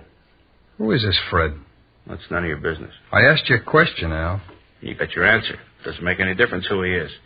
You and your friends lost up the deal. Be happy. You fixed it fine. Well, I'll come out better. Yeah, you better be right. Now, remember, I got a piece of this. I won't forget. What time tomorrow are we going to meet Fred? Well, he said he'd call. Let me know where and when. Well, it can't be any later than tomorrow. I got to be leaving then. You're going to have the money with you when you pick up the stuff. I'll have it. All of it. I don't want any of this down payment. I told you I'd have. All right, you call me tomorrow about 10, Virg. I'll let you know the details then. Okay. I hope you're right about this, Virg. What do you mean? Well, this deal, I don't like it. I hope nothing happens to louse it up. Yeah, so do I.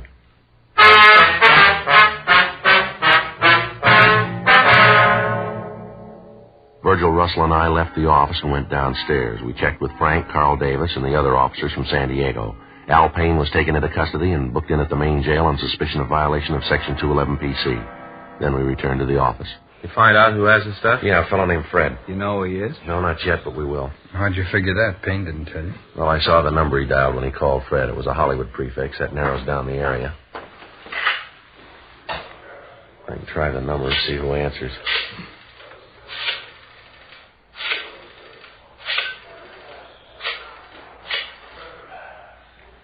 Oh, I'm sorry. I got the wrong number. Excuse me. Did you get it? Yeah. It's the Kingery Trophy Company. You want to check the book? Right.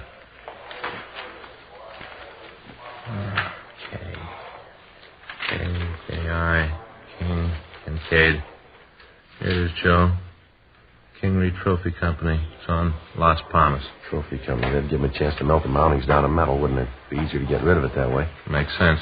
What do you figure to move in on? Right now. We can drive out and check the place now, look it over, then we'll go in and get them. What happens with me? We got to take you back to main jail. After the help I gave That's the way it's got to be. You knew that going in. Yeah, I suppose so. Well, you tell the DA I helped, though, huh? Yeah, we'll see he knows about it. Sure, a bad deal all the way around. A real bad deal. I should have known I couldn't win. Right from the start, I should have known. Nobody can win. Well, still a lot of people trying.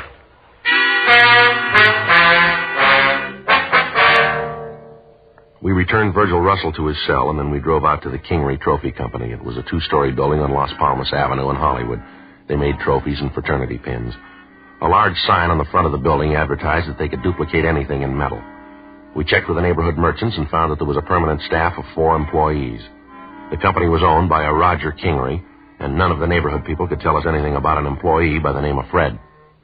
5 p.m. The employees of the plant left the building. 1 man remained. From the description we'd gotten from Russell, we figured that he was the person Payne had called Fred. 6:03 p.m. The lights in the rear of the factory went on, and through the windows we could see the suspect working over a small furnace. On a table off to one side, we could see a quantity of jewelry. Frank, Carl, and I went to the side door of the plant while the other officers covered the remaining doors. All right, you ready? Yeah, let's go. Carl? Yeah. I'll hit the door and grab him before he's got the chance to throw the jewelry into the furnace. Right. Grab him, Carl. He's making a break for it. I got it. Hey! What are you guys doing breaking in here like this? Look at that, Joe. Jewelry matches the description of the stolen stuff. Yeah, looks like it. All right, mister, stand still. I'll shake him. He's clean. I don't know what you guys are doing. I don't know what this is all about. All right, save it. What's this jewelry doing here? That isn't mine. I didn't ask you whose it was. I asked you what it was doing here. Fella said give me $2,500 if I break it down for him. What's the fellow's name? Guy named Payne said he'd pay me to melt it down for him. You know the stuff was stolen? No, I didn't. He just made the deal to melt it down. Didn't he call you this afternoon and tell you to stop breaking it up? Yeah, and then he called back and told me not to pay attention to what he said. Go ahead with the job. I did like he said. Who else is in this with you? What do you mean? Who else here at the factory? Nobody. I'm the only one. I only did it because I needed the money. I don't know where the jewels came from. I didn't care. It didn't make no difference to me. As long as I got mine, I was happy. I didn't know what it was all about. Looks like most of it's here, Joe. How many pieces did you break down? Took a couple of the pins apart. Didn't have the time to melt any of the mounting down. It's all there. All the Payne gave me. What's your name? Fred Michelson. All right, let's go. I didn't know they were stolen. I didn't know anything about it. I just did a job. That's all. Just a job. Yeah.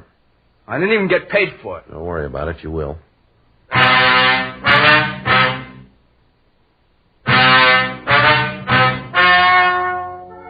The story you have just heard is true.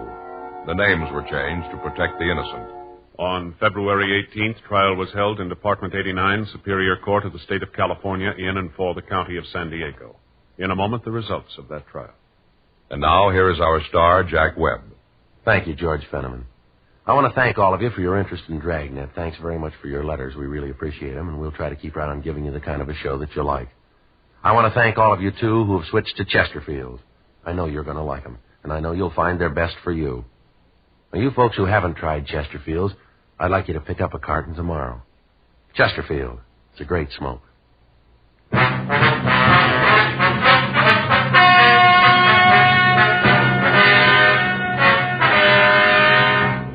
Virgil Nathan Russell, Peter Howard Ellis, and Albert Franklin Payne were tried and convicted of robbery in the first degree. They received sentence as prescribed by law.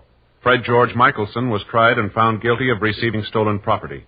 He received sentence as prescribed by law. Receiving stolen property is punishable by imprisonment in the state penitentiary for a period of not more than 10 years. Ladies and gentlemen, Lieutenant Jack Allen, Los Angeles Police Department. Thank you. On behalf of the Detroit Police Officers Association, I'd like to present this award to Dragnet. I wonder if you'd read it, Mr. Fenneman. Yes, sir. Whereas the radio and television show Dragnet and its writers, producers, and actors most accurately portray the American police officers and their work. And whereas the result of this portrayal has been to give the people of this country a new insight into their police departments, bringing with it understanding, sympathy, and an aroused public opinion. And whereas Dragnet brings credit to the men and women of the police forces throughout America, therefore we, the Detroit Police Officers Association, representing the patrolmen, detectives, and policewomen of Detroit, hereby cite and commend the show Dragnet and its star Jack Webb, who plays the part of Detective Sergeant Friday, as the finest and most accurate police program both on television and radio. Signed this date, March 31st, 1953, in behalf of the association by Thomas Duffy, President, Bruce Finney, Vice President, Francis Klein, Secretary-Treasurer. All of us on Dragnet want to thank the Detroit Police Officers Association, and our thanks to you, Lieutenant Allen.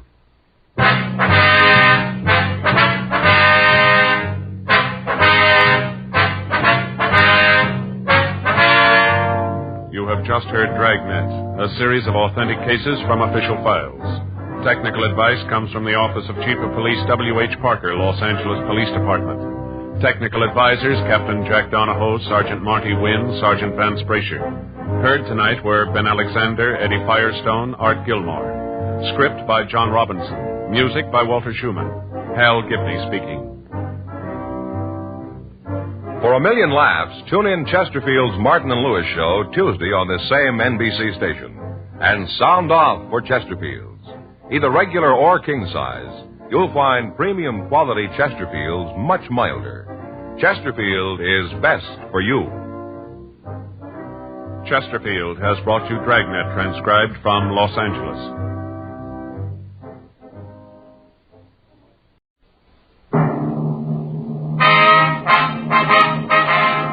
Sound off for Chesterfield.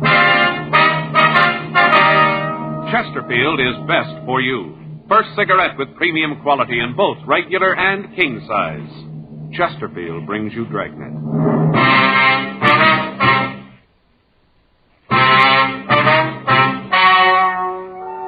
Ladies and gentlemen, the story you are about to hear is true. The names have been changed to protect the innocent.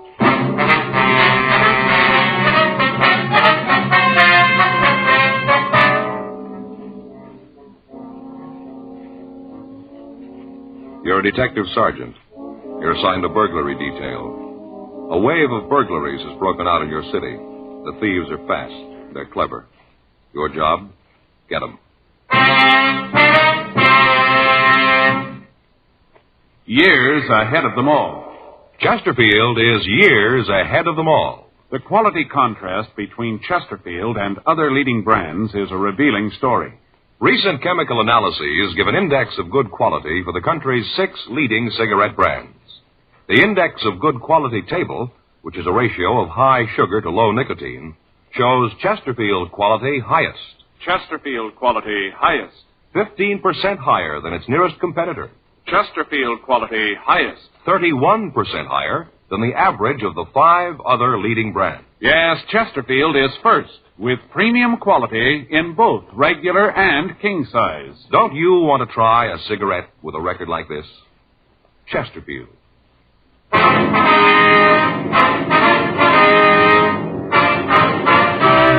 Dragnet, the documented drama of an actual crime. For the next 30 minutes, in cooperation with the Los Angeles Police Department, you will travel step by step on the side of the law through an actual case transcribed from official police files. From beginning to end, from crime to punishment, Dragnet is the story of your police force in action. It was Thursday, December 10th. It was cold in Los Angeles. We were working the day watch out of burglary detail. My partner's Frank Smith. The boss is Chief of Detectives Thad Brown. My name's Friday. We were on the way out from the office, and it was 10:14 a.m. when we got to the Armstrong Schneider Jewelry Company, the manager's office. Can I help you? Yes, ma'am. Police officers, we'd like to see Mr. Armstrong. Oh, yes. Just a minute. Police officers are here. Yes, sir, right away. Will you go right in, please? Thank you very much. Mr. Armstrong's office. Yes, sir. I'm sorry, but he's going to need it. Won't you come in? Thank you very much. Thanks, sir. Mr. Armstrong? Yes. It's my partner, Frank Smith. My name's Friday. How do you do? Won't you sit down? Thank you very much. Would you like a cigarette? Yes, sir. Thank you. Thanks. I have a lighter. As you know, this firm is probably the foremost fine jewelry store on the coast. Yes, sir. I wonder if you'd tell us about the theft. Yes. Well, we discovered it this morning. About what time was that? Well, about 9:45. That's when we missed it. I guess the necklace was taken about 9. Must have been right after we opened. Could you give us a description of the piece, sir? Yes, I have it right here. Got it from the insurance records. Have a drawing of it. We always have that done on high-priced items. Mm-hmm. Here you are. Thank you. Mm-hmm. What value do you place on the necklace? It's insured for $8,000. Firm can't afford to take a loss like that. Could you tell us exactly how it was taken? Yes, I can. It was just after 9. We just opened the front doors. People had started to come in. Lots of shoppers. Christmas, you know. Yes, sir. Well, this one couple came in, asked to see some of our more expensive necklaces. Henderson brought the tray out of the safe and showed the collection to the people. Henderson? Yes. He's the clerk who was waiting on the people. Oh. I gave him his notice. I had to. Looks to me like carelessness. I wonder if we could talk to him. Yes, all right. Thank you. Miss Courtney, would you have Henderson sent in here, please? Yes, right away. What? No, tell him I'll call later. That's right. Have him leave the number and I'll call back. Right, yes. He'll be right in. All right, thank you. How long has this Henderson been working here? I'd have to check the employment records to be sure. Offhand, I think it's been about 5 years. Ever since we opened at this location. We used to have a store downtown, then we moved out here. Mm-hmm. Where did he work before that? Well, let me see. I think it was someplace up north. San Francisco, I believe. Yes, he worked in the store up there. Had excellent references. He's a good salesman. But you gave him notice, huh? Well, I felt it was the only thing to do. If he's getting careless, he has no business working in a store that deals with expensive merchandise. Mm-hmm. Excuse me. Yes? Send him right in. What? No, please tell him to call later. No, I'm not into anyone. No one but Sharon. My wife. Yes, sir. Come in. Do you want to see me, Mr. Armstrong? Yes, come right in, Henderson. These are police officers, Mr. Friday and Mr. Smith. This is Charles Henderson. How are you? Hi. How are you? They'd like to ask you some questions about the theft. Yes, sir. Anything I can do to help? Could you give us a description of the couple you waited on? Yeah, I think so. The man was about 35, maybe 40. About how tall was he? Well, maybe 5'11". Might have been 6 feet. I'd say he weighed about 155 pounds, something like that. Uh-huh. How about his coloring, his complexion? It was light. Looked like he'd been out in the sun, though. His nose was all sunburned. I noticed it because you don't often see people with sunburns like that this time of the year. You know, December. Mm-hmm. How was he dressed, do you remember? He had a gray hat on, gray chalk-striped suit on, flannel blue shirt, maroon tie. Didn't see his shoes. He had on one of those new round collars, though. You know, rounded here on the collar point. Mm-hmm. Was he clean-shaven? No, he had a little mustache, one of those that looks like it's drawn on with an eyebrow pencil. Just a line, you know the kind. Uh-huh. How about the woman? What'd she look like? There's a small woman, not much more than 5'2", little, about 100 pounds. Real pretty. She had dark hair and blue eyes, very fair. I noticed it because I thought at the time that maybe she dyed her hair. Mm-hmm. Did she have any marks or scars you saw? No, I don't think so, no. How was she dressed? Well, she was a little too overdressed. Had a dress and a coat. Had a jewel clip here on her dress. She looked kind of flashy, cheap, you know. I see. Anything about the way they talked and the accent, anything like that? No, nothing I can remember. Would you remember if either one of them wore glasses, maybe? No. The man, though, he had a kind of funny way of talking. What do you mean? Well, he sounded sort of like one of those pitchmen on TV. You know, the kind that sell kitchen gadgets, things like that. Mm-hmm. Could you tell us what happened, what they said when they came in, how they took the jewels? Yes, they came in right after we opened and asked to see something in necklaces. Said they wanted to pay around $5,000. So I brought out the tray, but didn't find anything that they liked. And then I brought out the other tray. They looked at one of the necklaces. Beautiful thing, $8,500. You know, Mr. Armstrong, the emerald-cut diamond with the small sapphires? Yes, I know the one. Beautiful thing. Excuse me, can I use that ashtray a minute? Yeah. Thank you. Wonder if you'd go on, please. Oh, sure. Well, I brought out the other tray and showed them the necklaces in it. They both looked for a long time. Then the woman said that she didn't think there was anything there she wanted. Mm-hmm. What was the matter? Didn't they care for our designs? No, it wasn't that, sir. They just didn't see anything they liked. So they moved back to the other tray. Then the woman said she'd found what she wanted. It was a small piece, 3 diamonds and 4 small rubies. Did they buy that? No, they said they wanted to think about it. They made a big thing about asking me if I thought that it would be sold before they could make up their minds. Mm-hmm. Well, I told them if they wanted to put a small deposit on it, we could hold it for them. Yeah. Ben said he'd rather not do that. He said they'd know by this afternoon. At that time, there were several people in the store, Christmas shoppers, you know. Mm-hmm. Some of them were looking at a display of bracelets we had on the counter.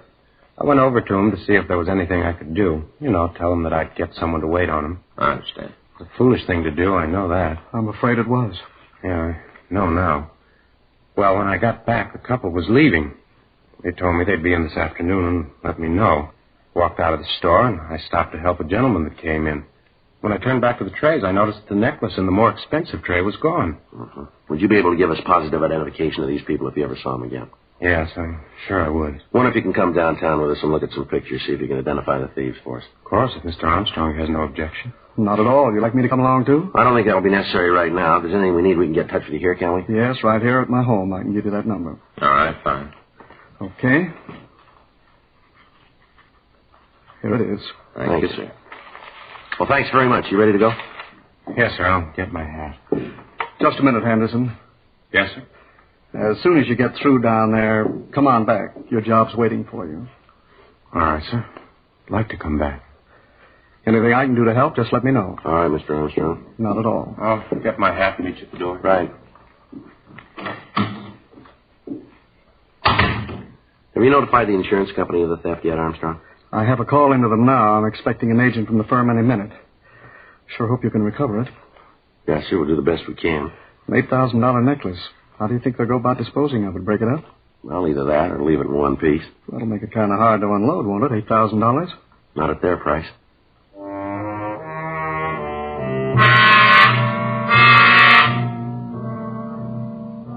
"10:37 a.m. We talked to the other people in the store. From them, we got verifying descriptions of the 2 thieves. 11:32 a.m. Frank and I took the clerk, Charles Henderson, down to the city hall and had him go through the mug books. We got out a local and an APB on the pair of thieves, and a description of the stolen necklace was prepared for the Daily Bulletin. The insurance company that underwrote the necklace got in touch with us and said that they were getting out printed circulars to jewelers throughout the country. The victim was unable to make an identification from the mug books. We had the M.O. of the theft run through the stats office, but when the possibles were checked out, we had no new leads. Further interrogation of the owners and employees of the stores in the immediate vicinity of Armstrong and Schneider failed to turn up anything new. The theft was not a new one. For the past 6 weeks, there had been a series of burglaries taking place out on Wilshire Boulevard. Most of them had been exclusive women's stores or jewelry shops. To date, all of them had been articles of small individual value, none that approached the value of the necklace taken from Armstrong and Schneider. In an attempt to apprehend the thieves, all of the usual avenues of sale of stolen goods had been checked. None of the precautions apparently did any good. The thefts continued. Another 2 weeks passed. In that time, the thieves hit 3 times, all in the same general area. The employees of the victimized stores were questioned. From the information we got from them, we could be certain that the suspects were the same ones we were after. On Tuesday, December 29th, Frank and I got back from checking a lead. Well, there's another one that went to no place. Yeah. You want to check the book? Yeah, I'll get it.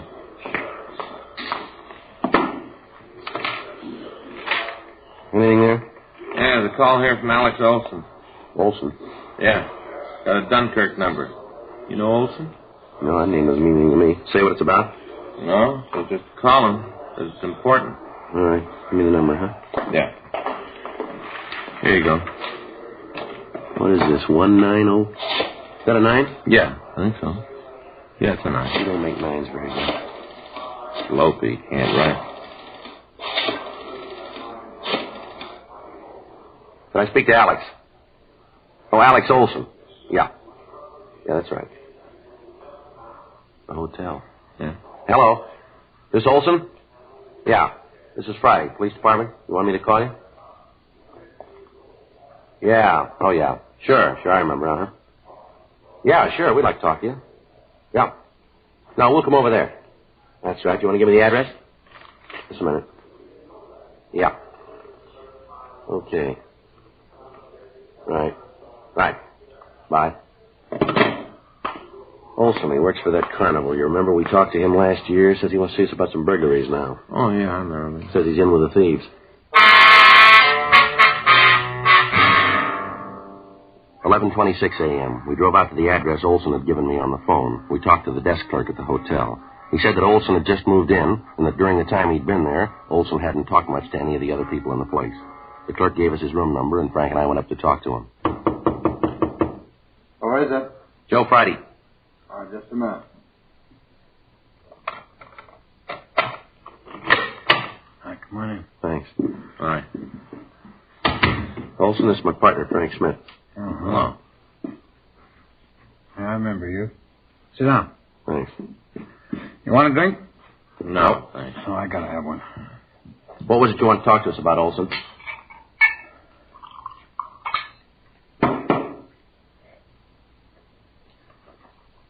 Olson? Huh? What was it you wanted to talk to us about? Oh, man. I don't know what a hangover. I really get 'em. Yeah, now let's get to the point, shall we? What's on your mind? Oh, I'll tell you. I don't know why I drink so much. I feel terrible the next day. I always drink too much. All right, now look, Olson, maybe you got a lot of time. We haven't. We didn't come over here to sit and watch you drink. Now get to the point. You said on the phone that you were in with a gang of thieves we're looking for. Now what about it? What I told you on the phone is true. It's all true. I'm glad to tell you. Get it over. Get it all out in the open. That's what I need to do. Get it all out in the open.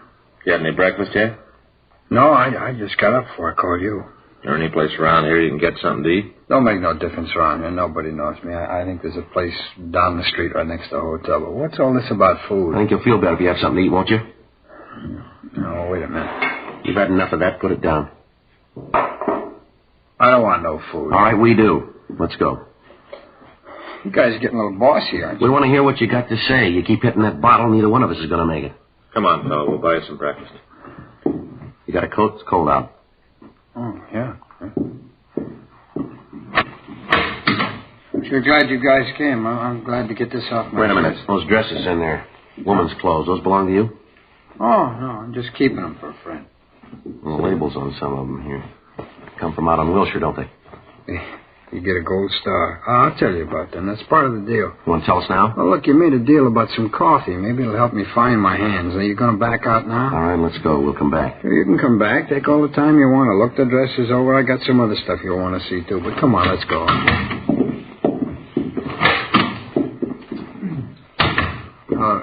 Let's walk down now. Let's not take the elevator. It's too noisy. Murder. All right. Well, what's this other stuff you wanted to show us, Olson? The jewelry. I got some of it in the dresser. It's cheap stuff. Nothing worth anything. It's cheap. Where'd you get the clothes and jewelry? Oh, Red asked me to keep him for him. Who? Well, he's the guy you want. He's the one that's engineering the thefts. He's the one.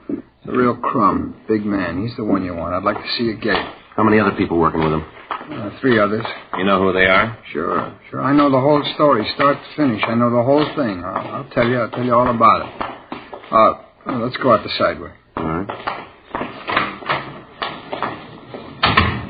Well, where's this coffee shop? Oh, wait a minute. You sure you wouldn't like a belt? No, and neither do you. Now, let's go. Okay, you're calling it. Restaurant's right down here, just a couple of doors. You know where this Red is? Yeah, I'll tell you. He's the one you want. How about the woman who works with him? Oh, that's May. Red's not the guy who goes into the stores, though. A fellow that works that part of the operation is his brother-in-law, a guy named Hank. What was her name? May.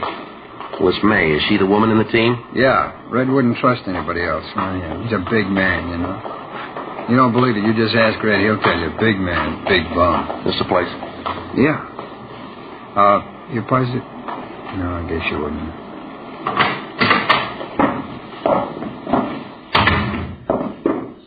Booth in the back, all right? Yeah. Hey, Joe, it doesn't look like they got service in the booths. What do you want, Olson? Well, it ain't what I want, but I'll settle for a cup of coffee.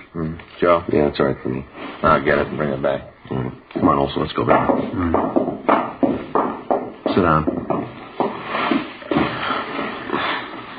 All right, now suppose you start right at the beginning and tell me about it, huh? Who's Red? How do they work the operation? Where can we find them? Tell us everything. All right. Well, first off, Red's real name is Keith Jameson. They call him Red because he's got red hair, it figures. Yeah. What's he do for a living? He works for Carney. Most of the year we're on the road. This is the off-season, so he's laying up in a trailer camp out in the valley. He doesn't do anything regular now. He just steals. Is he one of the owners of this carnival? No, he runs a pitch game. You know, rings and the pegs. If you play real good, you can win a quarter's worth of slum for $5. Mm-hmm. How about his wife? She travel with the show? Yeah, she travels. It ain't a regular show, not Red's part. He's just got a concession, you know. He goes with the show like a leech. He's been thrown out of a dozen carnies for crooked stuff. His brother-in-law's a dip when we're on the road. Picks pockets in the crowd around Red's place. He's gotten us all in a lot of trouble. No carny in the country will have us around anymore. Don't take him long to get wise to it. Mm-hmm. He's the one that's in on the burglaries with Red and his wife, is that it? That's right. He lists the stuff. How about his wife? Where's she fit in? Well, she's the distraction. You know, the one that comes up and asks questions, pulls the clerk away so Hank can lift the stuff. In case there's any trouble, Hank acts as lumber, too. What do you mean, lumber? Well, you know, muscle. He takes care of the guys that beef. Mm-hmm.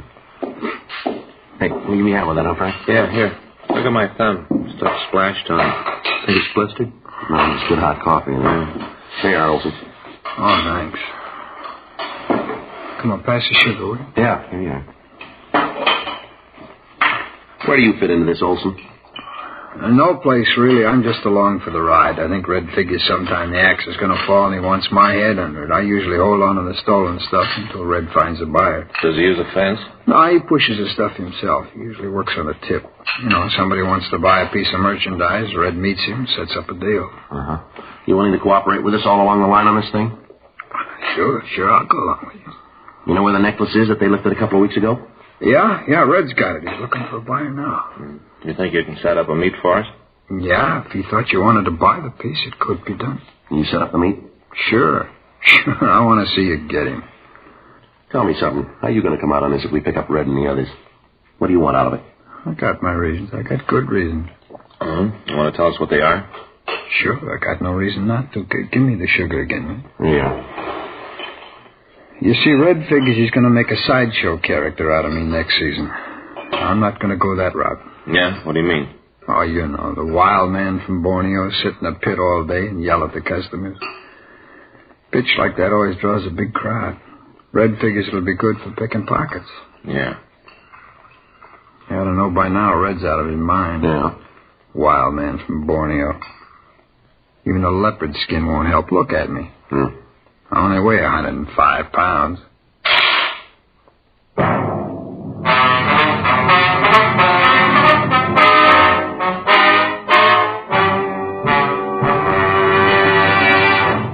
You are listening to Dragnet, the authentic story of your police force in action. Chesterfield is best for you. Listen to Chesterfield's record. For a full year and 2 months, a doctor has been making regular examinations of a group of Chesterfield smokers, and he reports no adverse effects to the nose, throat, and sinuses from smoking Chesterfields. Don't you want to try a cigarette with a record like this? Chesterfield. First, with premium quality in both regular and king size. Chesterfield. First choice with Young America. And that's from a survey of 274 colleges and universities. Try Chesterfields today. Remember, Chesterfield is America's best cigarette buy.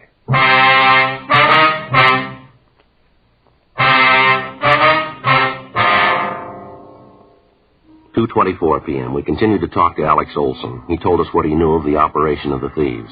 We went back to his room and searched it thoroughly. We found several pieces of cheap costume jewelry and several of the stolen dresses. Most of the other things in his room were worthless. As far as we knew, had not been stolen. We took him down to the city hall and had him checked through R&I. He had an arrest record showing several arrests for being drunk in a public place. We checked the name Keith Red Jameson through the files. There was no record on him. There was no record in the moniker file either. Jameson's brother-in-law and the two women were also checked out, but we found no previous criminal record for either of them. Communications were gotten off to Washington to check the possibility that the suspects might have records in other states. 4:40 p.m. We met in Captain Wisdom's office. Olson told us that he'd arrange a meeting for us with Red.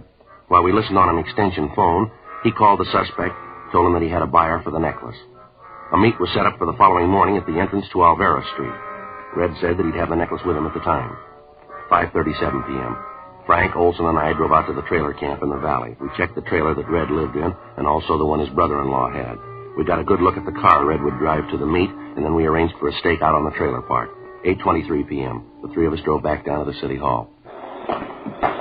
You ain't going to try and take him at the meet, are you? We hadn't got around to that yet. Why? Well, you do, and it's going to point straight at me. You ain't going to put him away forever, you know. He's going to get out, and he's going to draw a straight line to me. I don't want that. I got to be protected. We'll take care of you. Don't worry about it. Oh, big deal. You take care of me. Well, how? That's what I want to know. How you going to do it? We'll get him before he gets to the meet. Here you go, in here. Look, tell me, how you going to work it?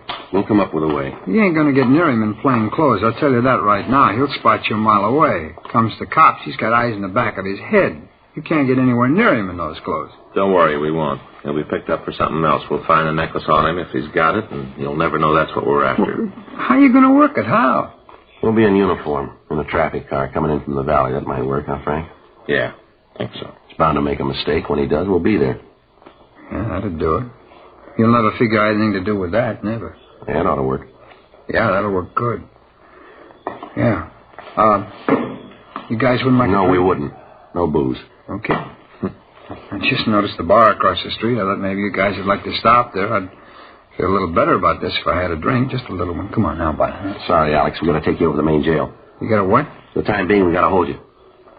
Well, now, wait. It ain't the jail that bothers me, not being in jail. It's just that I hear it's pretty rough to get a drink over at the Gray Bar Hotel, you know. That's the only thing that bothers me. There's no room service there. Yeah, well, it'll all work out for you. Well, I don't know.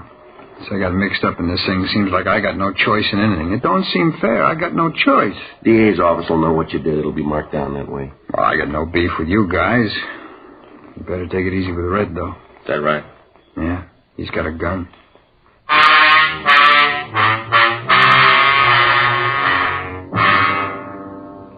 The following morning at 4:30 a.m., Frank and I were dressed in the uniform of traffic officers. We were parked 2 blocks from the trailer park in a traffic car. The meet with Red was scheduled for 9 a.m. The officers on stakeout at the trailer park told us that they'd seen no activity in Red's trailer the night before. From where we were parked, we could keep his car under constant surveillance. At 7:45 a.m., we saw the suspect and his wife come out of the trailer and get into the car. We followed them over to Ventura Boulevard, and from there down Coahuila Pass. We kept far enough behind them so that they'd have less chance of knowing that they were being followed. They turned by the freeway construction point and continued on down Coahuila Boulevard. When they got to the corner of Yucca and Coahuila, they made a mistake. They turned left from the wrong lane of traffic. Well, that's it. You want to hit the siren? Yeah. I got the light. He's going straight down Yucca, Joe. Yeah. Pull up behind him, huh? Right. Okay, he sees us. He's pulling over. I'll cover the other side. Watch yourself. Right. What's wrong, officer? I didn't do anything. See your operator's license, please? Sure, it's in my pocket. I'll get it. You want to get out of the car, please? Well, I don't have to get out to show you my driver's I'd like to have you get out of the car. Don't argue with him, Red. Do what he says. What's all this about, anyway? What do you stop me for? You made an illegal left turn back there at Coahuila. Illegal? Oh, you got the wrong guy. See that guy in front of me? He jumped the light something awful. He's the guy you ought to be after. He's the one, not me. All right, move over to the car. What? Over by the car. Now put your hands up there. No, against the car. I don't know what you mean. Now come off it, Jameson. You know, we meet. Get out of here! All right, Jameson, on your feet. What are you doing? You got no right to beat him up like that. Big thing for making a left turn. What are you guys trying to prove? Just wait until the papers get this. We got friends, you know. All right, Big lady, friends. take it easy. I won't take it easy. Man makes a mistake, and you cops act like you were the judges. You got no right to treat a citizen like that. Here, Frank, you'll hold this. Yeah. 38 Colt. You play rough, don't you, Red? Ah, shut up. What's this, Red? You leave that alone. That's mine. Doesn't concern you. Necklace, Joe? Yeah. So it's a necklace. What's that prove? You got nothing on us. Write out the ticket for the left turn and let us go. That's all you got. You got a permit for this gun? No. This necklace is stolen. You know that, don't you? I don't know anything about it. I'm not going to say anything till I see a lawyer. Nothing. I knew this would happen. Always knew it about you. You're yellow. Willing to take a chance as long as you ain't going to be nailed. Let something go wrong and right away you start screaming for a lawyer. Poor excuse for a man. You took a chance and you lost. Well, don't be a coward about it. You got no excuse. None in the world. You got no excuse at all. Well, that makes you even, lady. Huh? Neither of you.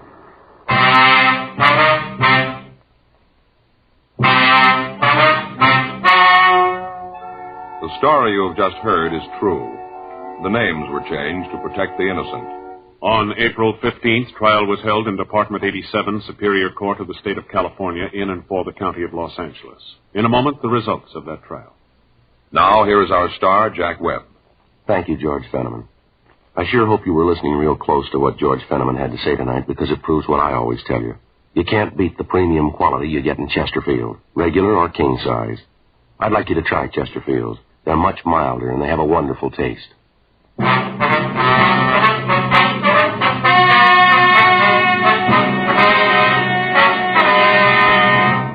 Henry Donald Swenson, Anna Catherine Swenson, and May Ruth Jameson were tried and convicted of 5 counts of burglary in the second degree. They received sentence as prescribed by law. Burglary in the second degree is punishable by imprisonment in the state penitentiary for a period of not less than 1 nor more than 15 years. Keith Walter Jameson was tried and convicted for receiving stolen property on 5 counts and received sentence as prescribed by law. Receiving stolen property is punishable by imprisonment in the state penitentiary for a period not to exceed 10 years. Because of his cooperation, Alex Robert Olson received a lighter sentence and was placed on probation.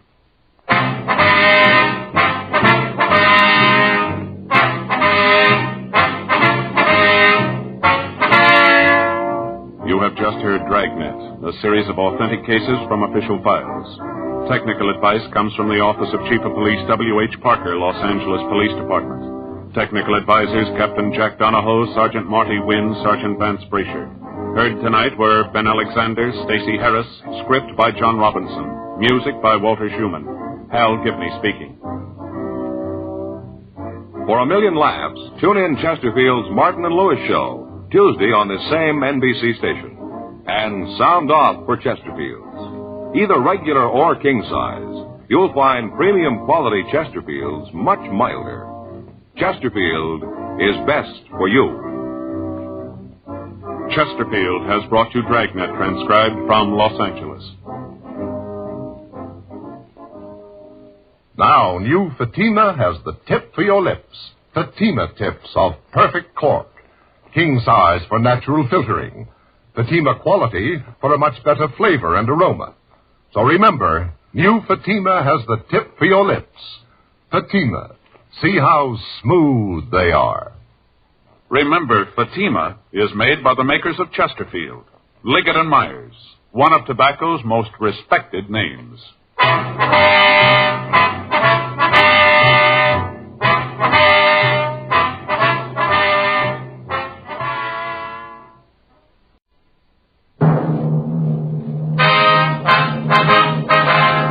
Sound off for Chesterfield. Chesterfield is best for you. First cigarette with premium quality in both regular and king size. Chesterfield brings you Dragnet.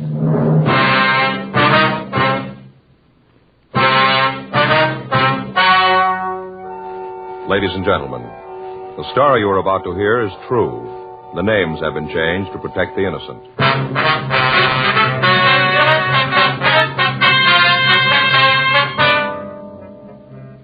You're a detective sergeant. You're assigned the homicide detail. You get a call from a friend who's been offered $5,000 to kill a man. He can't tell you who made the offer. He does tell you that no matter what happens, the man is going to be killed. Your job? Stop it. Years ahead of them all. Chesterfield is years ahead of them all. The quality contrast between Chesterfield and other leading brands is a revealing story. Recent chemical analyses give an index of good quality for the country's 6 leading cigarette brands. The index of good quality table, which is a ratio of high sugar to low nicotine, shows Chesterfield quality highest. Chesterfield quality highest. 15% higher than its nearest competitor. Chesterfield quality highest. 31% higher than the average of the 5 other leading brands. Yes, Chesterfield is first with premium quality in both regular and king size. Don't you want to try a cigarette with a record like this? Chesterfield.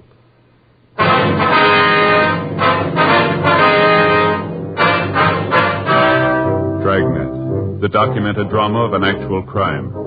For the next 30 minutes, in cooperation with the Los Angeles Police Department, you will travel step by step on the side of the law through an actual case transcribed from official police files. From beginning to end, from crime to punishment, Dragnet is the story of your police force in action.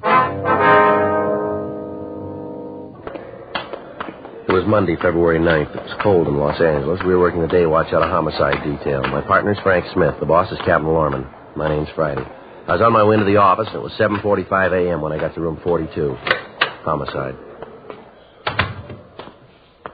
That's you, Joe? Yep. You're in early, aren't you? Yeah, I couldn't sleep last night. Dropped off about 3 this morning, then woke up at 5, couldn't get back to sleep. I got up, made some coffee, and decided to come on in the office. Yeah, I had a little trouble last night, too. You did? I mean, yeah. What's your trouble? I don't know. I got up late yesterday morning. I guess that was it. I'll get it. All right. Homicide, Friday. Yeah. Mm-hmm. Yeah, I remember. Johnny. Yeah. Mm-hmm. When'd you get the letter? Yeah, we'll be right over. Right. Bye. You remember that bartender over in that place on 6th Street, fellow named Johnny? Yeah, is that him on the phone? Yeah, says he's got an offer to make himself a fast $5,000. What for? Somebody wants him to kill a man.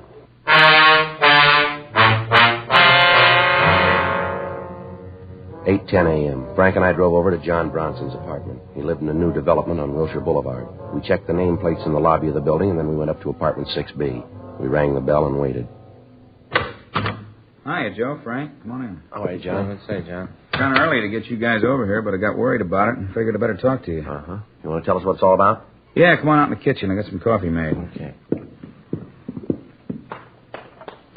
Yeah, sit down there. I'll pour you a cup of coffee. Fine. Good, thanks. Well, it started last night. I guess it was about 10:15. Payphone in the bar rang, kept ringing. I went over to answer it. Fellow on the other end asked for Johnny. Yeah? Told him it was me, and he hit me with a deal. At first, I thought he was kidding. What'd he say? Well, he asked me if I want to make a fast $5,000. Of course, I told him, yeah. Then he sprung the snapper, said he wanted me to kill this guy, a fellow named Wilhelm Ulrich. You know this Ulrich? No, never laid eyes on him. First time I even heard the name. Okay, go ahead, John. Well, this guy on the phone started to lay it out. Told me how he wanted it done. Here's your coffee. Thank you. I asked the joker who he was.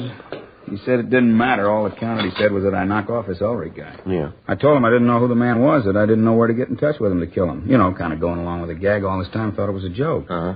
Well, this fellow on the phone said he'd give me all the dope I had to have, said I'd get it in the mail this morning. Yeah. Came special delivery just before I called you, special. Uh-huh. You got the letter, have you? Yeah, I got it in the other room. I'll get it for you. All right, I'll go with you. John, how much have you handled the letter? Well, I opened it up. I didn't know what was in it. Mm-hmm. If I'd have known what it was, I wouldn't have touched it at all, but I didn't know. I looked at it when I found out what was in it and figured I better call you. Couldn't see any way to tell who sent it. Maybe you can when you see it. Mm-hmm. When I saw what it was, I didn't touch it anymore. Mm-hmm. Well, let's see here. It's money. Yeah, 5 $100 bills. And what's the letter say? Just a minute. Get this by the edge here. I don't want to... This is Johnny. Here's the down payment. You'll get the rest when you finish the job. And the name is Wilhelm Ulrich. The address is 2192 Vine Street, Hollywood. It's written on a typewriter. No signature. That's it. Let me see it, will you? Oh, you can see it here. First off, I thought the whole thing was a joke. I didn't believe it. You know, I just thought it was some drunk trying to be funny. We get calls like that all the time, guys trying to be funny. Yeah. And when I got this letter, I got scared. I ain't going to kill nobody, especially somebody I don't even know, not for no 5,000. Did you recognize the voice on the phone, John? No, I don't think I ever heard it before. You got any idea why he called you? No, I've been clean. I haven't got a record. Nothing like that. I run a clean place. Never done anything that could tie me up with the rackets. Yeah, we know. Well, maybe I ran a little booze during Prohibition. Not much, just a little. Everybody was doing it then, but I'm clean now. Joe, there's a postmark here on the letter. It's mailed in Hollywood. Yeah, I saw that. We can check the postal authorities on the mailbox number, find out when it was picked up, huh? Yeah. Time on it here is 11, looks like 11:45 last night. That's the time. Uh-huh. You sure that you don't know Ulrich, John? Possible that he's been in your bar sometime, maybe, huh? Well, it'd be hard to say. We do a good business. Lots of people come in I don't know. You know, just come in once in a while. I wouldn't know who they were. They keep quiet, and I ain't getting nosy. Yeah. Well, we're going on back to the office. You'll probably hear from the caller again, Johnny, and as soon as you do, you let us know, will you? You going to see this Ulrich fellow? Yeah, we'll talk to him. Might be better if you don't say anything about this to anybody, John. Oh, don't worry, I won't. Okay, we'll be talking to you later. You be at the bar? Yeah, I'll be there at 4. Okay, thanks a million. No strain, glad to do it. Can't get over it, that guy calling and making an offer like that. I just can't get over it. He should know better than that. Yeah? Sure, he ought to know. Somebody ain't going to kill somebody they don't even know.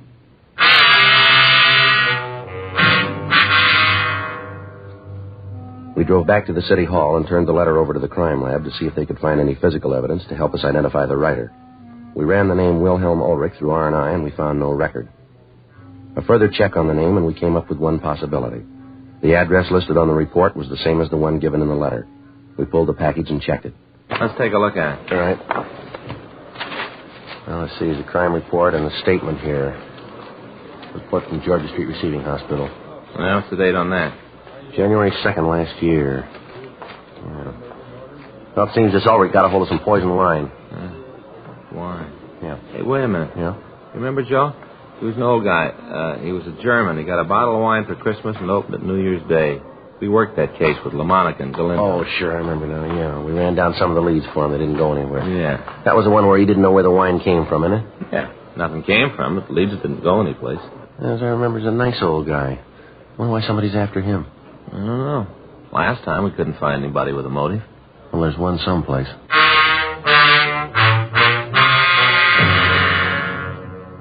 We'd helped investigate an attempted poisoning of Wilhelm Ulrich over a year ago. Somebody'd sent him a bottle of imported wine. Ulrich had opened the wine for dinner on New Year's and had drunk some of it. A short time later, he was seized with violent stomach cramps. He was rushed to Georgia Street Receiving Hospital for treatment. He was then transferred to the county hospital for further treatment.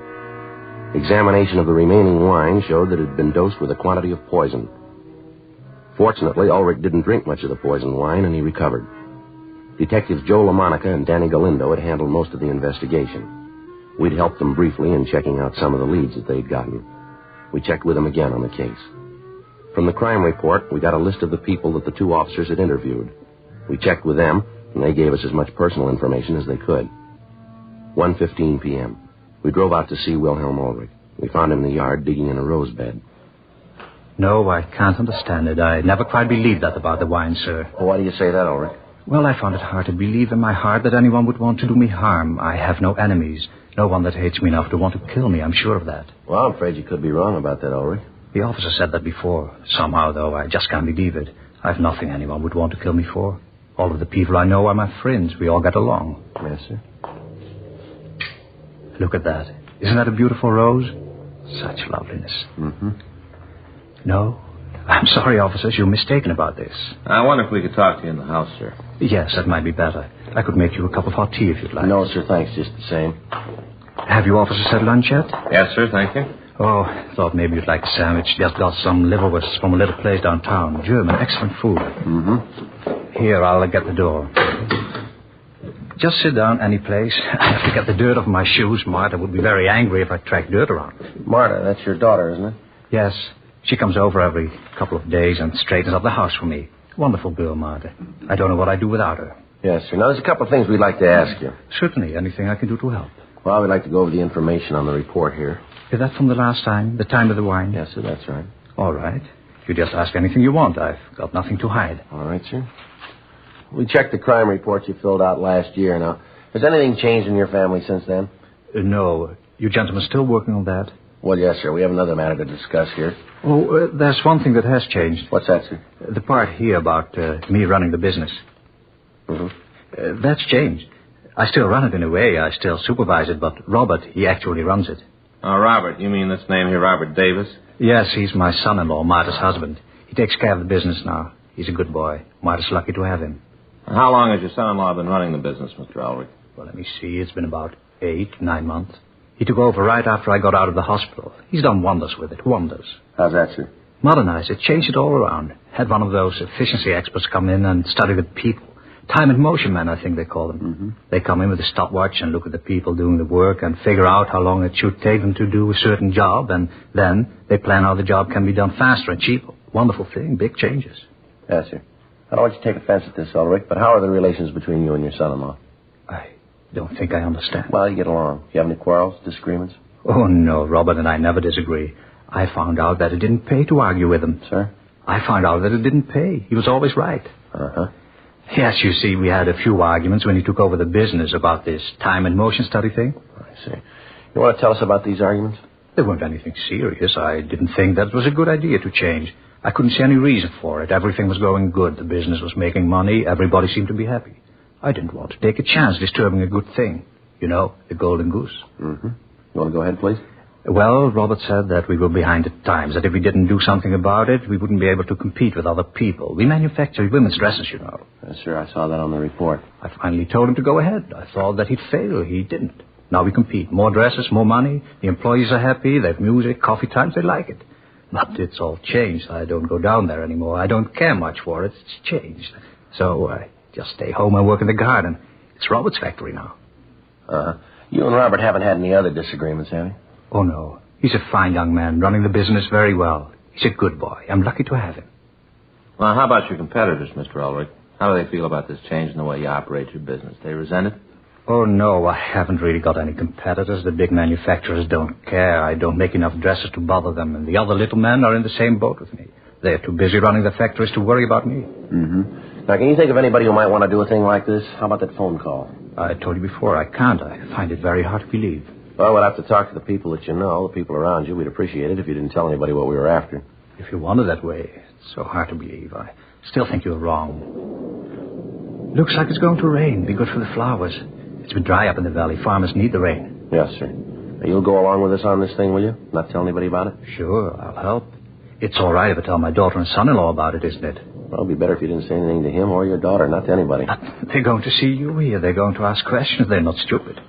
Yes, sir, you could tell them that we were asking about somebody that you employ. How'll that be? What do I say if Robert asks what it's about? I have no secrets from him. Well, tell him we ask you not to tell anybody about it. Tell him it's police business. Happens all the time.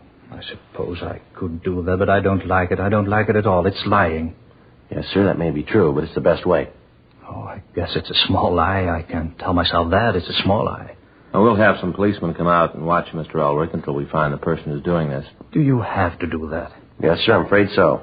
Well, no, I don't like that at all. Even worse than the lying. No, I don't like it at all. Mr. Ulrich, I wonder if you really understand that when we ask you not to tell anybody about this, when we want to keep you under surveillance, it's just for your protection. But if what you say is true, if somebody really does want to kill me, if somebody hates me that much... Yes, sir? Can you stop them?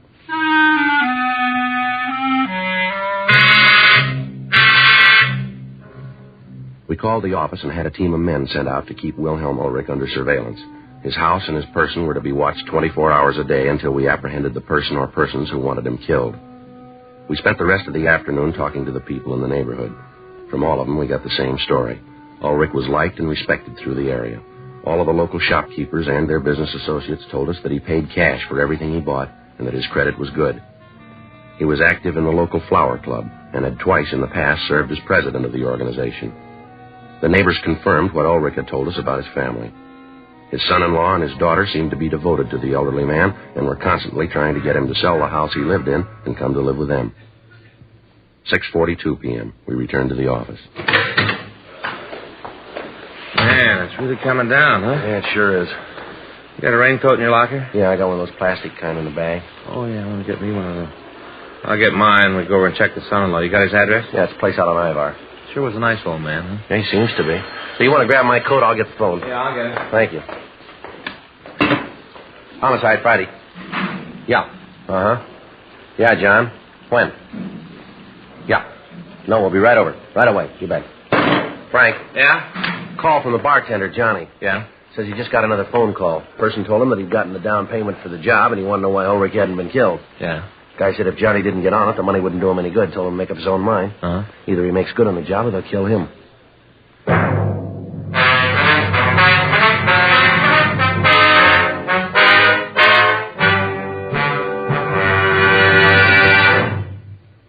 You are listening to Dragnet, the authentic story of your police force in action.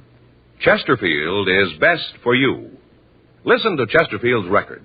For a full year and 2 months, a doctor has been making regular examinations of a group of Chesterfield smokers, and he reports no adverse effects to the nose, throat, and sinuses from smoking Chesterfields. Don't you want to try a cigarette with a record like this? Chesterfield. First with premium quality in both regular and king size. Chesterfield. First choice with Young America. And that's from a survey of 274 colleges and universities. Try Chesterfields today. Remember, Chesterfield is America's best cigarette buy.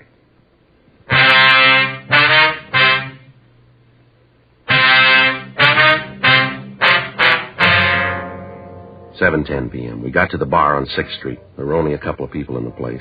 The bartender, Johnny, told us of the phone call that he'd received. He said that the person on the phone had told him that if he didn't hurry up and kill Ulrich, Johnny himself would be taken care of. We called Lee Jones at the crime lab to ask him if he'd been able to come up with anything on the letter. He told us that there was no way of tracing it. Fingerprints found on the letter were those of the bartender. Photographs were taken of the letter, and along with the money, it was booked for further evidence. We'd gotten in touch with the postal authorities, and they said that they'd give us assistance. They gave us the location of the box where the letter had been mailed, and they said they'd try to find out who sent it. We arranged for a stakeout on the bar, and then we called the men at Ulrich's home. They told us that the son-in-law, Davis, and Ulrich's daughter had been there, but that no one else had seen or spoken to the elderly man. 9:32 p.m., Frank and I drove out to check on Robert Davis. We got to the apartment house and rang the bell to the manager's room. Yes? Miss Franklin? Yes, what is it? Police officers, ma'am. We'd like to talk if we could. Oh, well, I suppose it's all right. Come on in. Thank you very much. Thank you very much, ma'am. This is my partner, Frank Smith. My name's Friday. What is it you wanted to see me about? Oh, we'd like to talk to you about one of your tenants, please. Oh? Which one? I bet I can guess. Ma'am? It's about that couple on the 5th floor, isn't it? The Radcliffes. It's them, isn't it? No, ma'am, it isn't. We'd like to talk to you about a Robert Davis and his wife. The Davises? Yes, ma'am. Why, never thought it. Should be the Radcliffes, the way they carry on. The Davises. I'd never have thought it. What do you want to know about them? Well, it's just a routine investigation, ma'am. Can you tell us how long they lived here? Well, see now. It's been almost 6 years they've been in the building. Yeah, 6 years, anyway. I haven't always lived in the same apartment, though. Ma'am? When they moved in, they was in a little apartment on the 2nd floor, living room, the pull-down bed, little bitty place. And then they moved up to the 6th floor, 2-bedroom, nice place. Nice people. The Davises, oh, I've never thought it. Do they have any close friends in the building, would you know? Well, not Mr. Davies. He's kind of the quiet type. Never has much to do with anybody. He keeps to himself. Mm-hmm. Now, Mrs. Davis, that's a different thing. She's a living doll. She's nice to everybody and so sweet. Never had a harsh word for anybody. Always a smile. I think Mr. Davis thinks he's too good for anybody. He always seems kind of snooty. Yes, ma'am. Do you ever have any arguments with anybody in the building that you might know of? Well, he's had a few arguments like everybody else does. Like I said before, he thinks he's too good for anybody. He thinks he's better than anybody. He's got no right to, either. Ma'am? Why, he owes half the people in the neighborhood money. Way behind his bills. Owes me a couple of months' rent. Never seems to be able to pay anybody he owes. I talked to the milkman, owes him for a month back. Every time he asks for his money, Davis tells him to come back and stop hounding him. Can't understand it. Seemed like such nice people when they moved in. 2 years ago, that's when the trouble started. Uh-huh. It was our understanding that he had a pretty good job. Is that And right? he has. Works for his father-in-law, manages some kind of a factory. Dresses, I think. Oh, but that isn't it. He makes enough money. He just spends it faster than he makes it, that's all. I think he gambles. Why do you say that, ma'am? Oh, he's always going off on some kind of business trip. At least that's what he says it is, but I know different. Yes, how's that, ma'am? Well, he'd come back from one of those business trips once. Cab pulled up, and it just happened that I was standing out in front. A driver got out and gave him the bill for the cab, all the way from the airport. Almost $6. Well, anyway, when Mr. Davis got the money out of his pocket to pay the cab bill, a chip fell on the sidewalk. He didn't think that I saw it, but I did. The cab driver did, too. Well, what kind of a chip was it, man? Well, you understand I'm not a gambling woman, so I wouldn't know. But the cab driver, he knew. Oh, you just betcha he knew right away. He picked up the chip and handed it back to Mr. Davis and said something about being in Las Vegas, kind of kidding, you know. Yes, ma'am. Well, I've seen Mr. Davis get upset, but never like that. He grabbed the chip away from the cab driver and told him to mind his own business. Said that he'd had the chip a long time, that it didn't concern the cab driver. He was real mean. Uh-huh. And then at night, well, the argument that he and the missus had, I never in all my days heard anything like that. Well, what happened, ma'am? Well, you understand that I just happened to be in the hall. I was making sure that the lights on the floor were all on. Those bulbs are always burning out, and I was checking them, you know. Yes, ma'am. Well, anyways, I hear this argument coming from the Davises' apartment. Mrs. Davis is telling how she isn't going to stand for it anymore. Mr. Davis better settle down and get to work and stop this foolishness. She didn't come right out and say what foolishness, but I could tell. It was his gambling, that's what it was. Yes, ma'am. Is there anything else that you could think of that you could tell us about the Davises? No, I don't think so. I'm kind of surprised, though. I don't like him, but I never thought that he'd have the police after him. Well, we're just conducting a routine investigation, Miss Franklin. Oh, now, you don't have to play cagey with me. I know about you, policeman. You and your routine investigations. You ain't fooling me. You want him for something. Now, what is it? Can you tell me? Ma'am, it's just police business, just routine. We'd appreciate it if you didn't say anything to anybody about us being here. Oh, sure, I'll go along with you. I won't tell a soul, not a living soul. Thank you very much, Miss Franklin. I'm going to leave you our card. We'd appreciate it if you give us a call if anything comes up. Uh-huh. Michigan 5211, is that right? Yes, ma'am. You just ask for the homicide division. It's written down all right. there. You just bet I will. Now, I'd be glad to help. I'm just glad to. All right, fine. One thing, though. Yes, ma'am? Are you sure there ain't nothing that you want those people on the 5th floor for? The Radcliffes?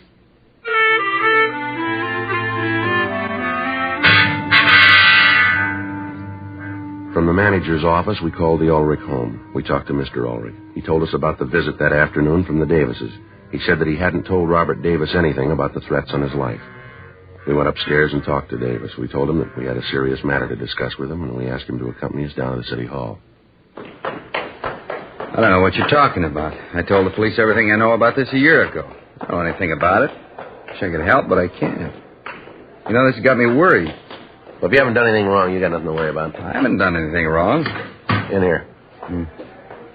Go ahead. All right. Now tell me what this is all about. Frank? Yeah. You want to check the office, see if we got any answers to the calls this afternoon? Right.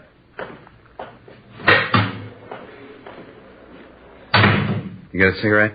Yeah. Help yourself. Well, let's get to it, huh? I gotta get home and get some sleep. I got a rough day tomorrow. This won't take very long. How do you get along with your father-in-law? All right, why? Like to know? Well, I don't see how that concerns you, but you asked, so I'll tell you. We get along fine, me and the old man. We get along just great. Does that make you happy? That's not the point. Anything? No, nothing new. You go over to Las Vegas much, Davis? Not much. Why? How often would you say you went over there? Maybe a couple times a year, not any more than that. When was the last time? What's so important about when I was in Vegas last? You guys spent a little more time finding out who was trying to kill my father-in-law, less time asking questions that don't make any sense. You'd be doing a better job. What can you tell us about somebody trying to kill your father-in-law? All I know is what he told me this afternoon. What did he tell you? Not much. Said something about a bartender, something about a phone call. Did he tell you who the bartender was? No, just that it was someplace over on 6th. All right, Davis, come off it, huh? What do you mean, come off it? You want to tell us why you did it, or do you want us to tell you? Did what? I got nothing to tell you. I don't know what you guys are talking about. We talked to your father-in-law this morning. We told him that we'd gotten a report that his life had been threatened. We didn't tell him how it happened. We didn't tell him where our information came from, so he didn't know. All right, so maybe I got it someplace else. Oh, wait a minute. You couldn't have. We didn't talk to anybody else. Well, I heard it someplace. I don't remember, but I heard it. We checked around, found out you gamble quite a lot. You're a steady loser. You owe a lot of money in town, don't you? Is that right? Yeah, that's right. Now, I think we can make you for the threat on Ulrich's life. I don't think we'll have any trouble at all. You had the motive. You had the opportunity. First thing in the morning, we'll check with the factory. We'll see if you made a withdrawal of $500. We make that, and you got big trouble. You figure you're going to be able to do that? We think so, yeah. We'll get your father-in-law down here and ask him what he told you this afternoon. Find out if he did tell you about that bartender, about the bar on 6th, about the phone call. You know, it doesn't look like there's going to be too much trouble making you for this. Save your time. What do you mean? You don't have to go through that trash. I did it. I tried to have the old man knocked off. Were you the one who sent him the wine last year? Yeah. That's when it started. I started to gamble. Lost a lot of money. Couldn't pay it back. No way to pay it back. Guys I owed the money to were leaning on me. I had to pay them off. Had to. Yeah. I could only think of one way, get rid of the old man. Didn't you get a pretty good salary out of working for him? Yeah, pretty good, but it didn't go far, not far enough. I tried to win it back, make good on the losses I had. I couldn't do it. The more I gambled, the worse it got. I just couldn't do it. Wasn't any other way. No other way. I decided to kill the old man. It's the only way. Can't you see that? It's the only way I could get clear. Yeah. I figured if I could get rid of the old man, I'd have everything fixed. Everything would be okay. I guess it worked out all right anyway. What do you mean? Well, there's nothing in the book they can throw at me. He's still alive. I didn't kill him. Who got hurt? You did. Well, how do you figure? I didn't kill him. You're going to jail for trying.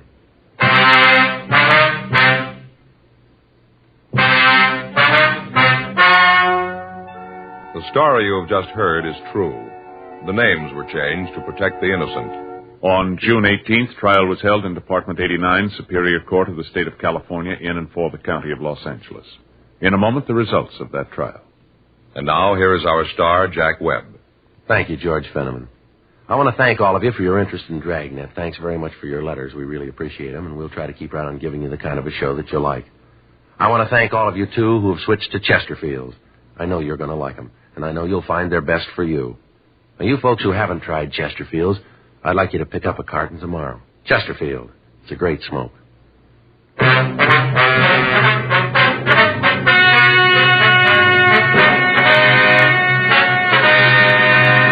Robert Walter Davis was tried and convicted of attempted homicide. He received sentence as prescribed by law. Attempted homicide is punishable by imprisonment in the state penitentiary for a period of not less than 20 years.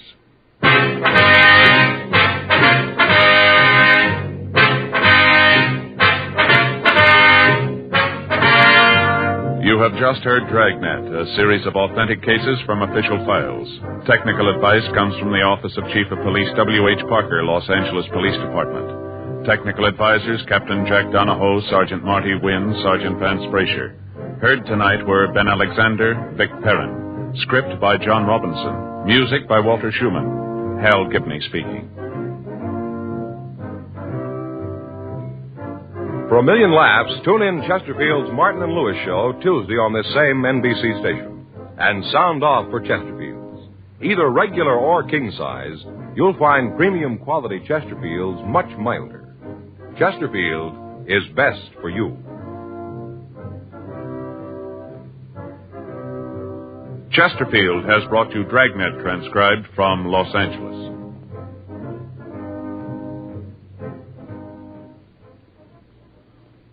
Now, new Fatima has the tip for your lips. Fatima tips of perfect cork. King size for natural filtering. Fatima quality for a much better flavor and aroma. So remember, new Fatima has the tip for your lips. Fatima. See how smooth they are. Remember, Fatima is made by the makers of Chesterfield, Liggett & Myers, one of tobacco's most respected names. Tonight, it's Adventure with Barry Craig on NBC.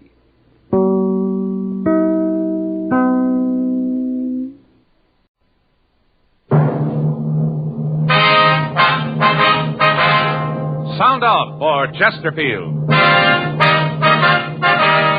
Chesterfield is best for you. First cigarette with premium quality in both regular and king size. Chesterfield brings you Dragnet.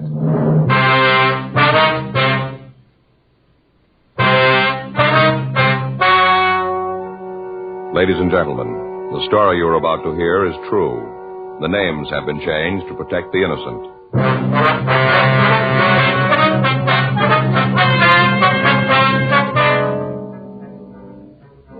You're a detective sergeant. You're assigned a robbery detail. A suspect has been apprehended. You have a positive identification from the victim. Your job, investigate. Years ahead of them all. Chesterfield is years ahead of them all. The quality contrast between Chesterfield and other leading brands is a revealing story. Recent chemical analyses give an index of good quality for the country's 6 leading cigarette brands. The index of good quality table, which is a ratio of high sugar to low nicotine, shows Chesterfield quality highest. Chesterfield quality highest. 15% higher than its nearest competitor. Chesterfield quality highest. 31% higher than the average of the 5 other leading brands. Yes, Chesterfield is first with premium quality in both regular and king size. Don't you want to try a cigarette with a record like this? Chesterfield.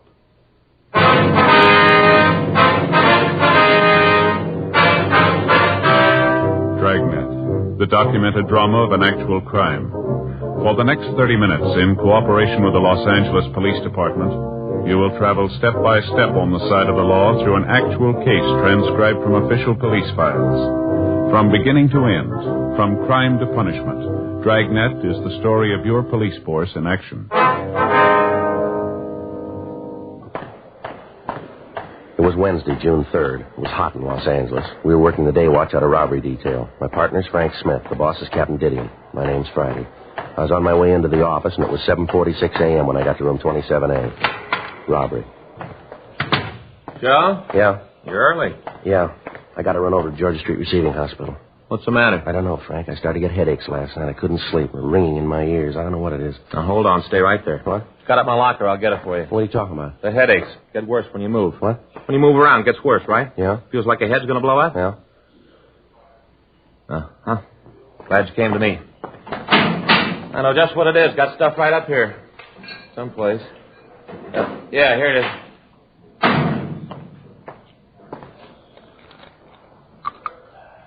There you are, Joe. Take two. Fix you right up. What is it? Salt. Salt? Salt. That's your trouble. You don't get enough salt. Same thing happened to me last summer.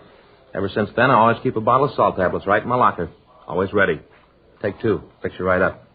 Well, I don't know. You got a penny? What for, a cup? Oh, wait a minute, Joe. You're not going to drink that water anymore. No? Just a minute.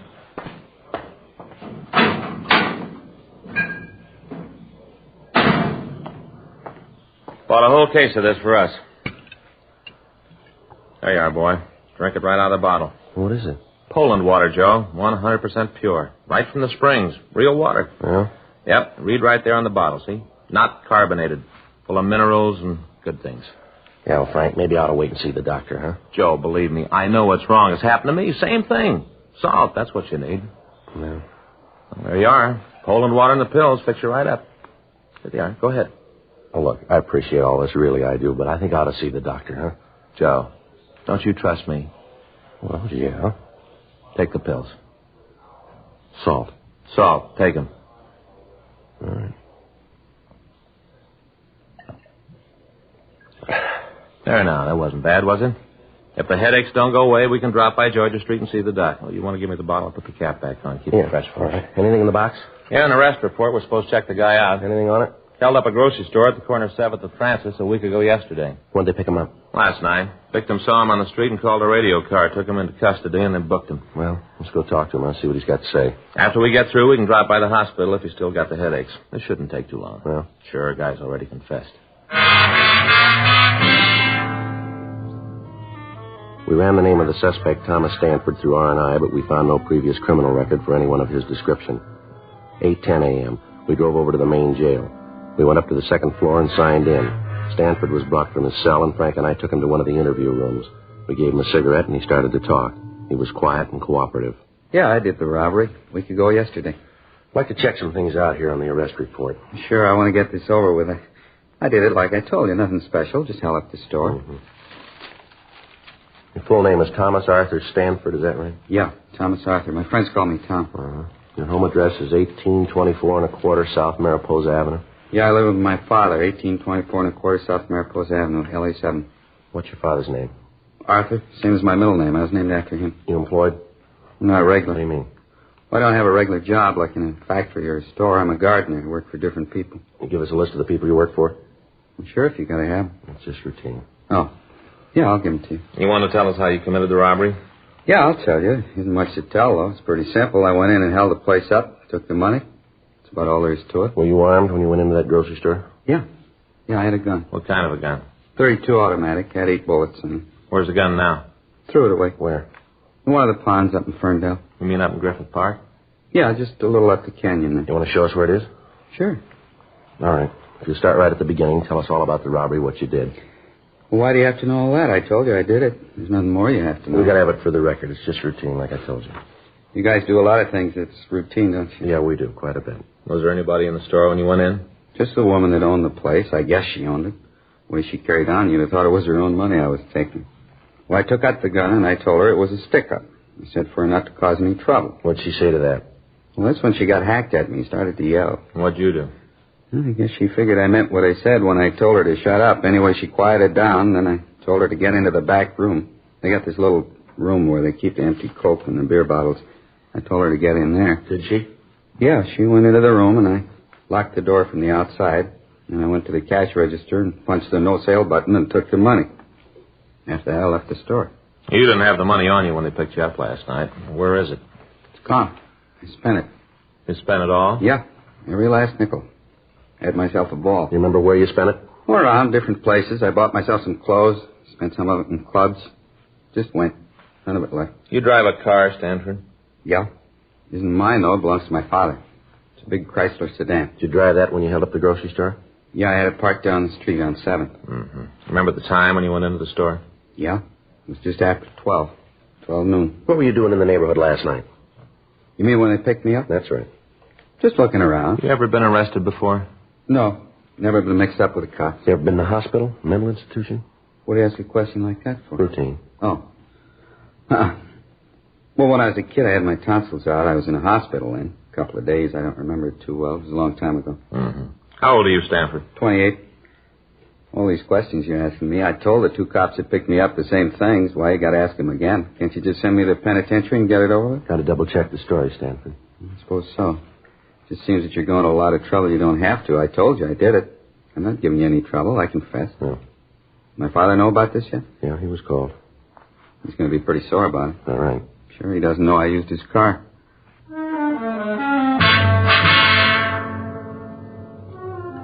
9:15 a.m. We checked the suspect out of the main jail and took him over to the store that had been robbed. While Frank waited in the car, I went in and talked to the victim, a Mrs. Alice Kenwood.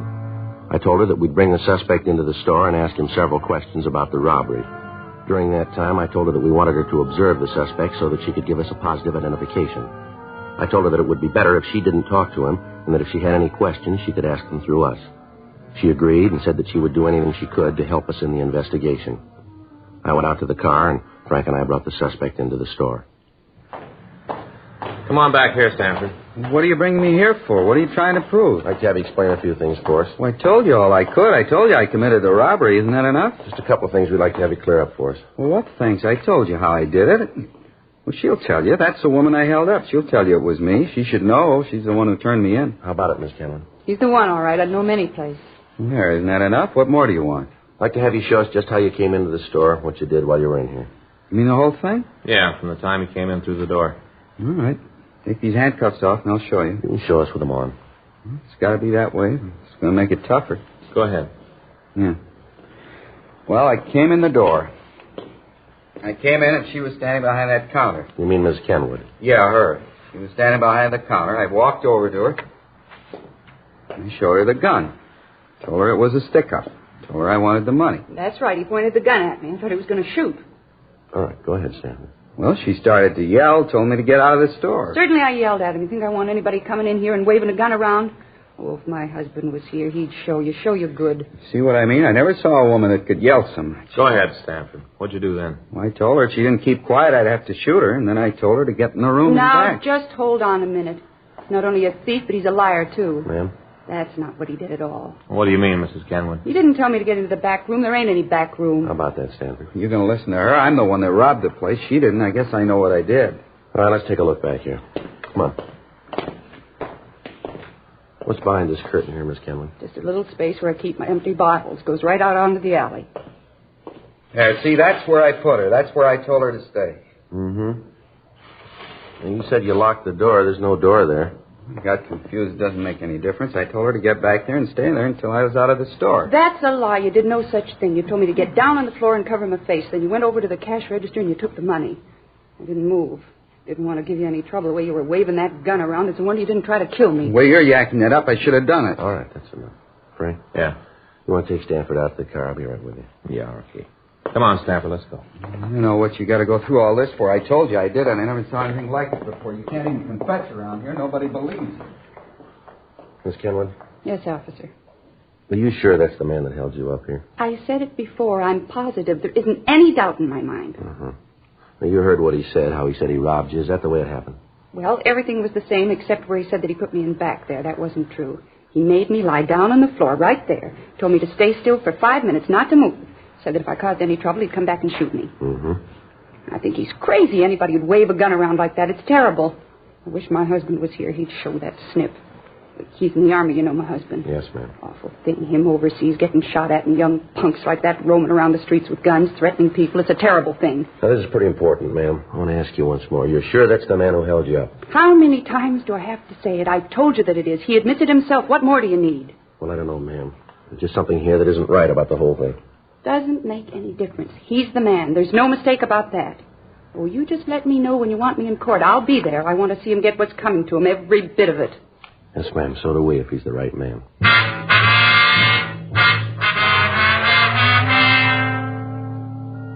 12:22 p.m. We drove the suspect back to the city hall for further questioning. Frank took him to the interrogation room, and I checked into the squad room. Pardon me? Yes, sir? Sergeant Friday? Yes, sir. Something I can do for you? I'm Arthur Stanford, Tom's father. Oh, yes, sir. I understand my son is here. Is that right? Yes, sir. He's here. Wonder if I could see him, talk to him. Yes, sir. I think that can be arranged. Has he told you why he did it? Has he? Well, he's given us some reasons, sir. None of them are very good. I can't understand it. Just isn't any reason for him to do a thing like this. No reason at all that I can see. Mm-hmm. I don't know what to do, Mr. Friday. I left the house this morning, and all the people in the neighborhood knew about it. They all knew. I walked down the street, and they turned away from me. I could see them watch me through the windows of their houses. I could tell what they were thinking. My son's a thief. Common thief. And in my heart, I know it's true. I don't know what to do about it, Mr. Friday. Can you tell me? No, sir. I'm afraid I can't. Well, maybe he can. May I see him? Yes, sir. He's across the hall. This way. Right over here, sir. I wonder if I could have a cigarette? Yes, sir. Here you are. Here's a match. Thank you. I'm not sure what I'm going to say to him when I see him. Wish I had some time to think. Well, you don't have to go in now if you don't want to, sir. Oh, it wouldn't help any to put it off. Won't get any easier with time. I might as well get it over with. All right, sir.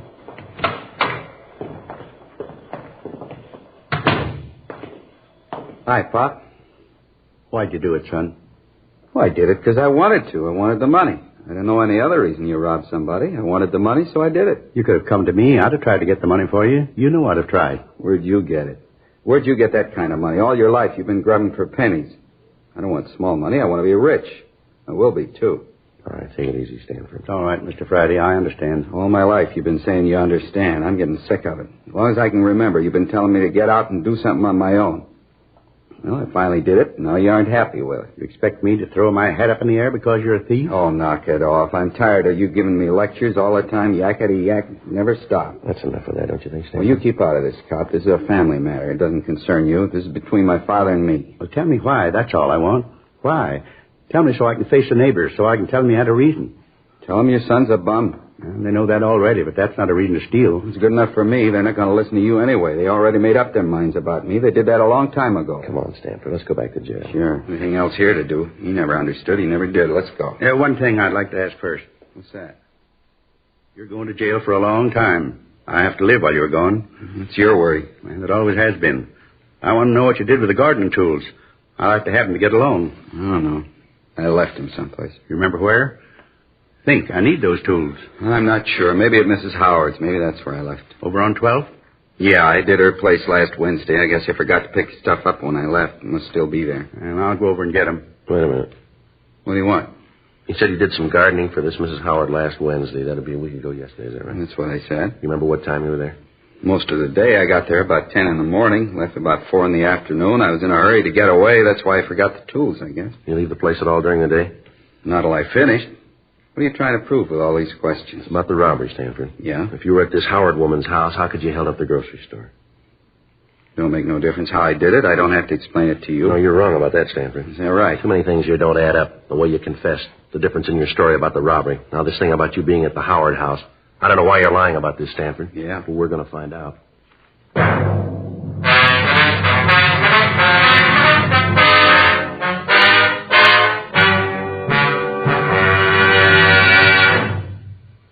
You are listening to Dragnet, the authentic story of your police force in action. Chesterfield is best for you. Listen to Chesterfield's record. For a full year and 2 months, a doctor has been making regular examinations of a group of Chesterfield smokers, and he reports no adverse effects to the nose, throat, and sinuses from smoking Chesterfields. Don't you want to try a cigarette with a record like this? Chesterfield. First with premium quality in both regular and king size. Chesterfield. First choice with Young America. And that's from a survey of 274 colleges and universities. Try Chesterfields today. Remember, Chesterfield is America's best cigarette buy.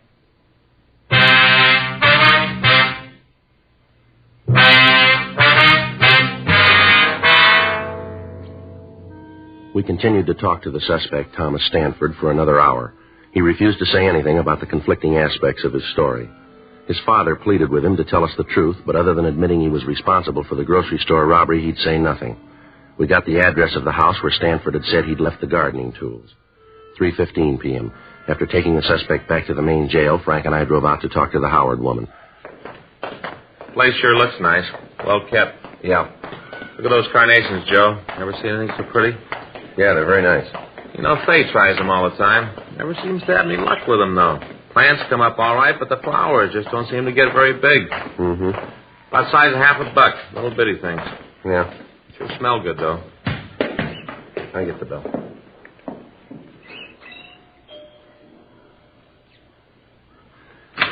Yes? Miss Howard? That's right. Is there something you want? Police officers, ma'am. We'd like to talk to you. Policeman? What do you want to see me for? Well, it's about a man who did some work for you, Thomas Stanford. Oh. Yes, come in, Mosher. Thank you very much.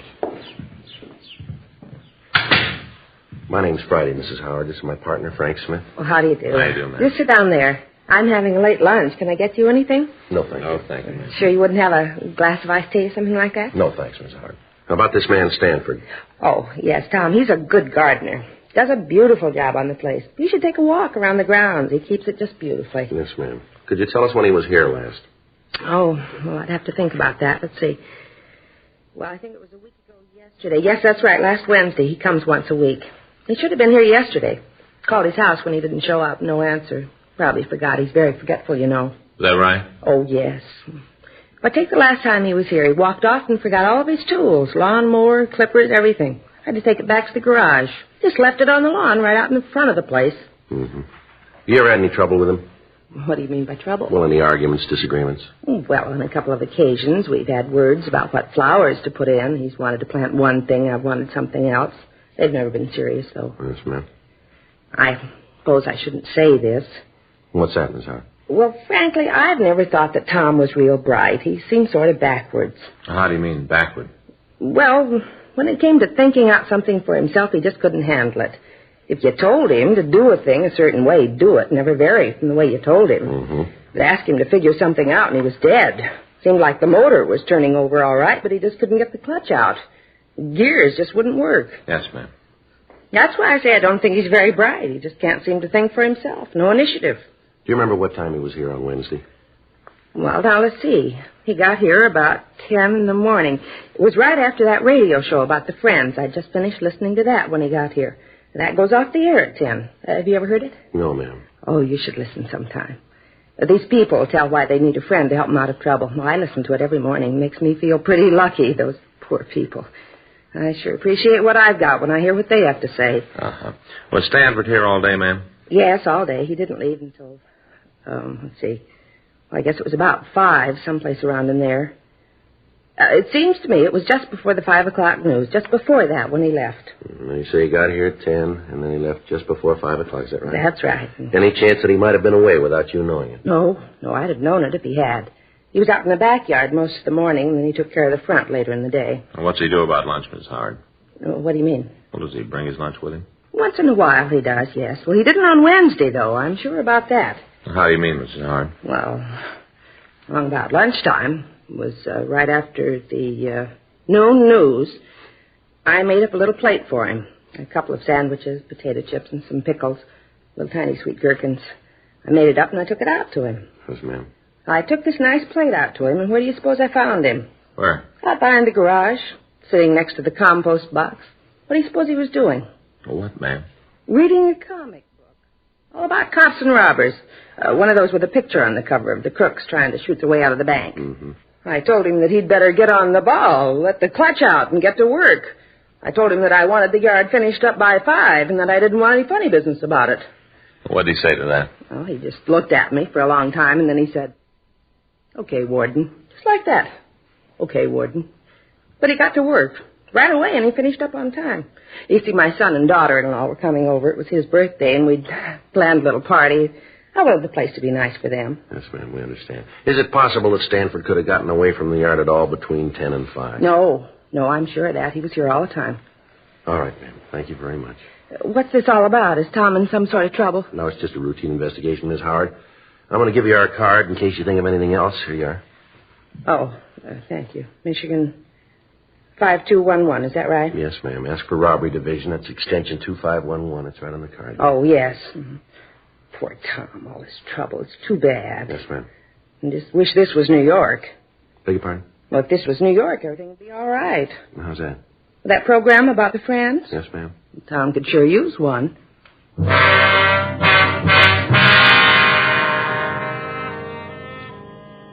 We left Mrs. Howard's home and talked to some of the people in the neighborhood. They told us that the Howards were respected people in the community, and some of them verified the fact that Stanford had worked for almost 2 years. The man who lived directly across the street from the Howard house said that he'd talked with Stanford on the afternoon of the robbery. He said that he'd asked the suspect about the seeds that he used to raise the carnations that were planted along the front of the house. He went on to say that he'd been working in the front yard of his own house all afternoon and that he'd seen the suspect throughout that time. We drove back to the grocery store and talked with the victim, Mrs. Kenwood. Under questioning, she admitted that she could have made a mistake about the identification, but she said that if she was wrong, the thief could act as a double for Tom Stanford. 10:30 p.m., we drove back to the main jail and picked up the suspect. We took him back to the city hall and talked to him in the interrogation room. He was sullen and refused to answer our questions. Stanford? Yeah? I'd like to have you tell us the truth this time. I told you it isn't my fault. If you don't believe me, it isn't my fault. Now, look, Stanford, we talked with this Mrs. Howard. She told us that you were working for her all day a week ago Wednesday. So what's that prove? Well, you admit it's true then, huh? Sure, it's true. I was working for her. Then how could you have gotten to the grocery store and held it up?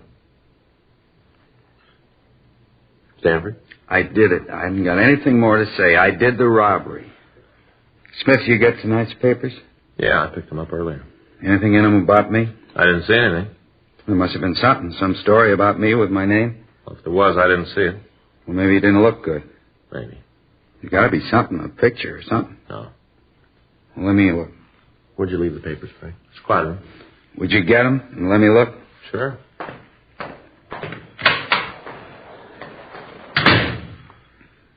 Pretty important to you that you're in the papers, isn't it?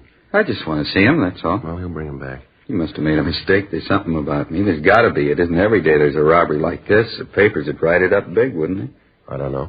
Well, sure they would. There was a story when the place was robbed, told all about how it was done. It was just a little story, but now they've got me. It seems you should have a picture. Here it is. Let me see. Nothing on the first page. Robbery happened a week ago. It's old news. Yeah, but you just caught me last night.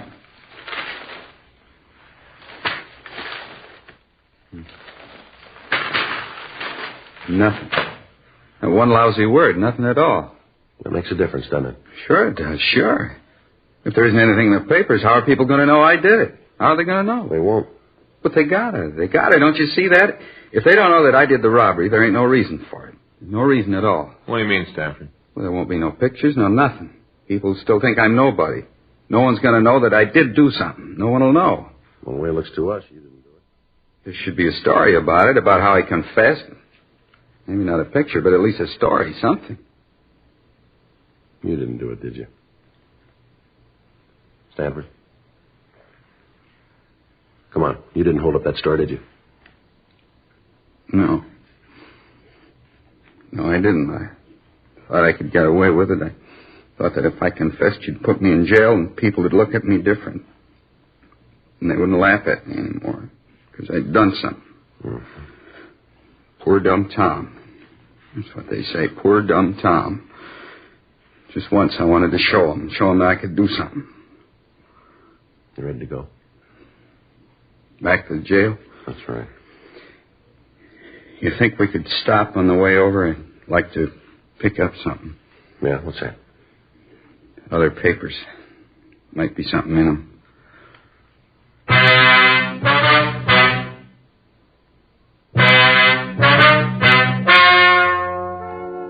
story you have just heard is true. The names were changed to protect the innocent. On June 4th, a meeting was held in the District Attorney's Office, City and County of Los Angeles, State of California. In a moment, the results of that meeting. Now, here is our star, Jack Webb. Thank you, George Fenneman. I'd like to talk to you people who don't smoke Chesterfields. I'm convinced that if you try just one carton, you'll find they're best for you. They're milder, they have a wonderful taste, and most important, they have premium quality in both sizes, regular or king size. So pick up that carton, will you? Chesterfields. Try them.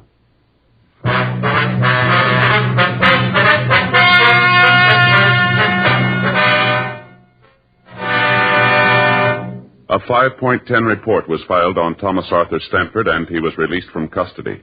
10 months later, on May 22nd, James R. Rogers was apprehended while attempting to hold up a liquor store at the corner of 3rd and Temple Streets. While being interrogated, he confessed to committing the robbery that Stanford had been accused of. The physical appearance of the two men was almost identical. Rogers was tried and convicted of robbery in the first degree and received sentence as prescribed by law.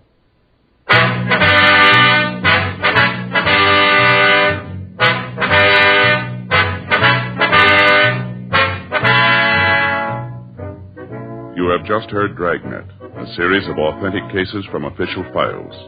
Technical advice comes from the Office of Chief of Police W.H. Parker, Los Angeles Police Department. Technical advisors, Captain Jack Donahoe, Sergeant Marty Wynn, Sergeant Vance Frazier. Heard tonight were Ben Alexander, Virginia Gregg, Vic Perrin. Script by John Robinson. Music by Walter Schumann. Hal Gibney speaking. For a million laughs, tune in Chesterfield's Martin and Lewis show Tuesday on this same NBC station. And sound off for Chesterfields. Either regular or king size, you'll find premium quality Chesterfields much milder. Chesterfield is best for you.